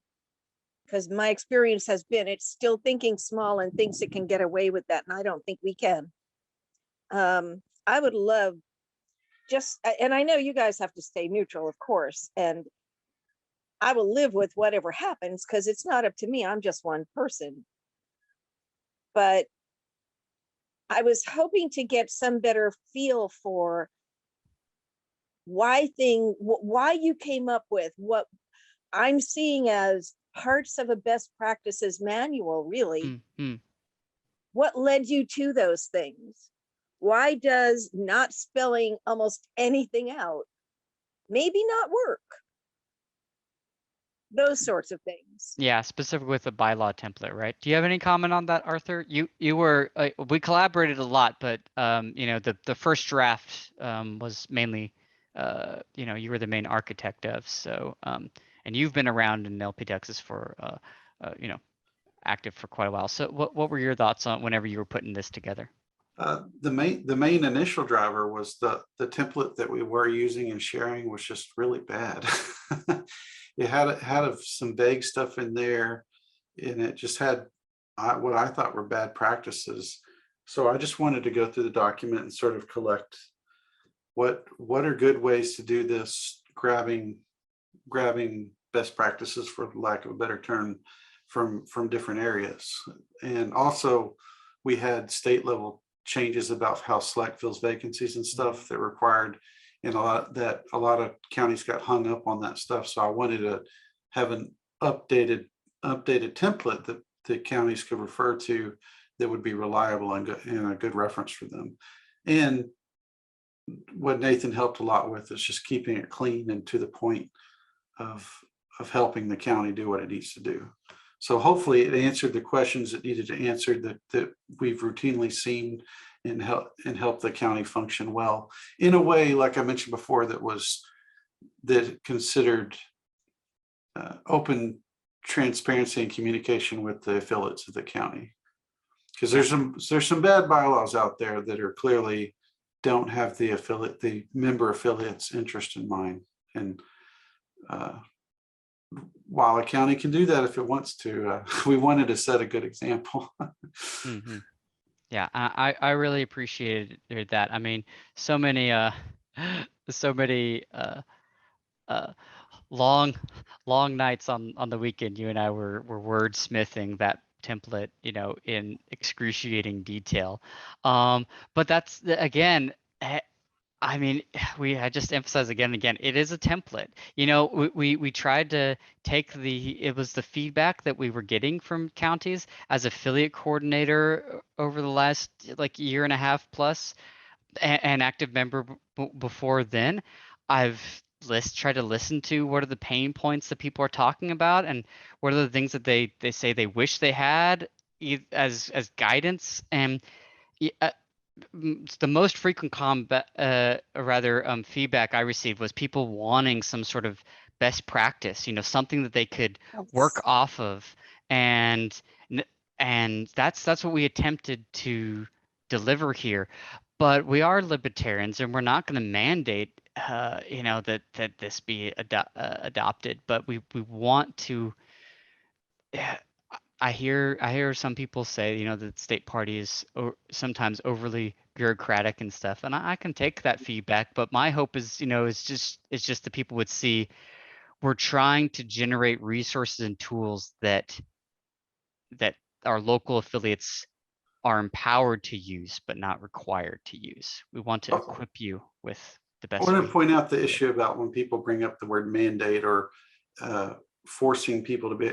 Anytime a county or the state level, like at our convention, we're gonna vote on bylaws, whether by 2/3. It takes a 2/3 vote. If we create a mandate, if we change our bylaws in such a way that you can call it a mandate all day, and that's fine, but it's a mandate we've agreed upon. So it's a way we've chosen to operate. So I don't think inherently calling a mandate means it's a bad thing. Some people do that, but all you're admitting to is that 2/3 of a convention has decided this is important to the party. That's a mandate we want. Just having rules is not bad. There's a few people in the party who think rules are just bad across the board, and I guess I just fundamentally disagree with that. Mm-hmm. I hear it. At least there's no initiation of force if you break the rules. Yes, we're operating under libertarian principles here. Yeah, great. Well, and that's where what I wrote. I did not take your template and just slap it right down on my county. Yeah. I took a good hard look at it and edited every piece of it. Great. To customize it to our party and incorporate the other submitted amendments. So the amendments that were submitted, I incorporated into this, so it still accommodates that. And I didn't put in any mandates. I basically spelled stuff out. And I guess, I don't know. No, it's Sorry. all good. I'm glad people are giving consideration to it. An example of a mandate is saying that you have to give 2 weeks notice before you can have a business meeting so that's a mandate too, but it's a mandate that protects the rights of the affiliates in the county. So is having that wrong just because it's a rule? I think some of these things they have good reasons. Yeah. Well, but it's hard to go from bylaws that are not even 3 pages long, that spell out almost nothing in particular, from 2006. I have no idea what the amendments were from 2020, because I mean, it's been like pulling teeth even to get these bylaws. I didn't get them until I kept insisting for about a year. And again, that's addressed in the bylaws that I proposed. We should not have to be pulling teeth to get our hands on these things as members of the party.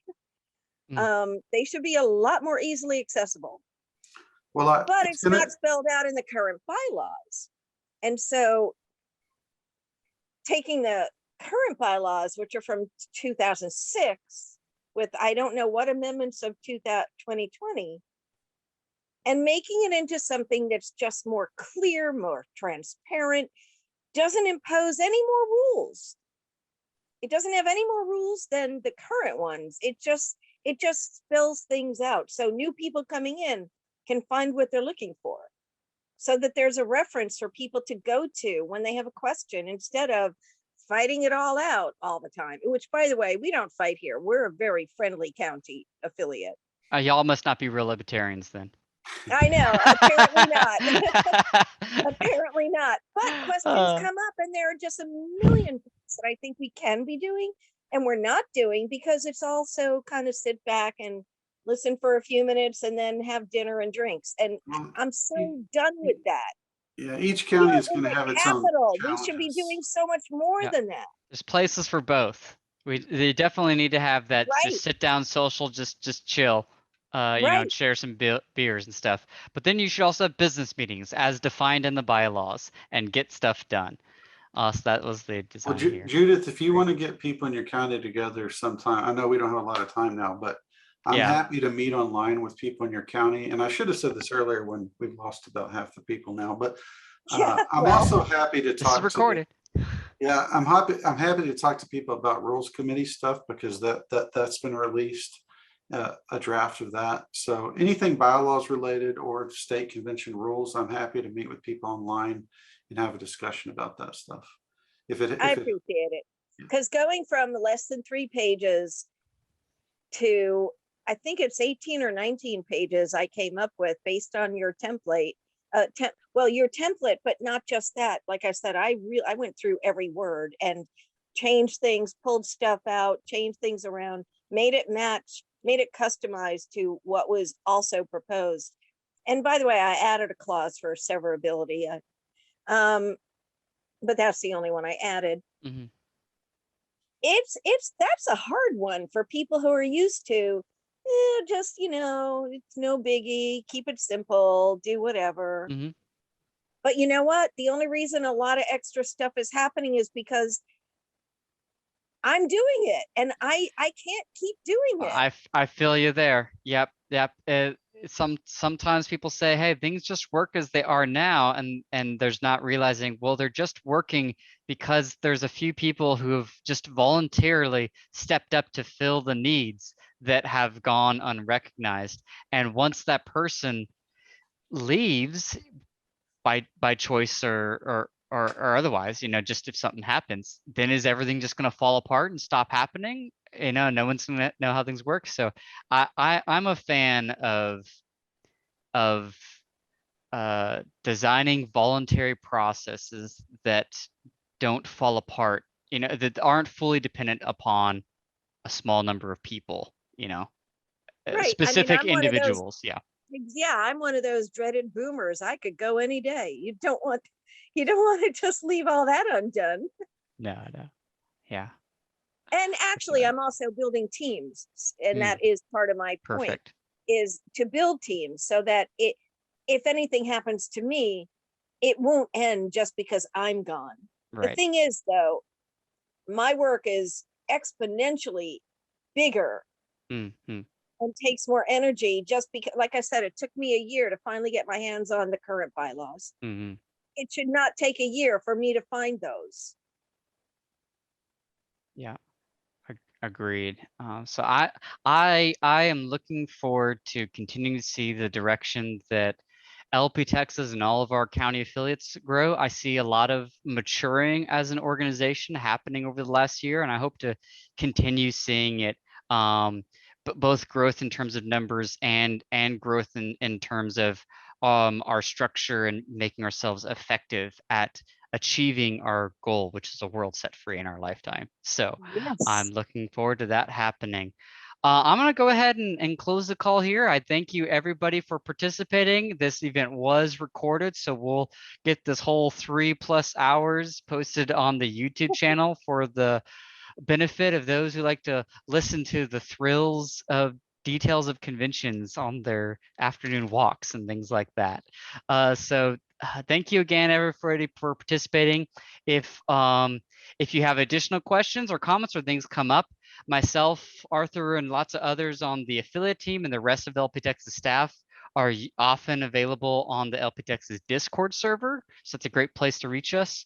You could also find other contact information for staff on the lptexas.org website, and including lots of information about upcoming conventions.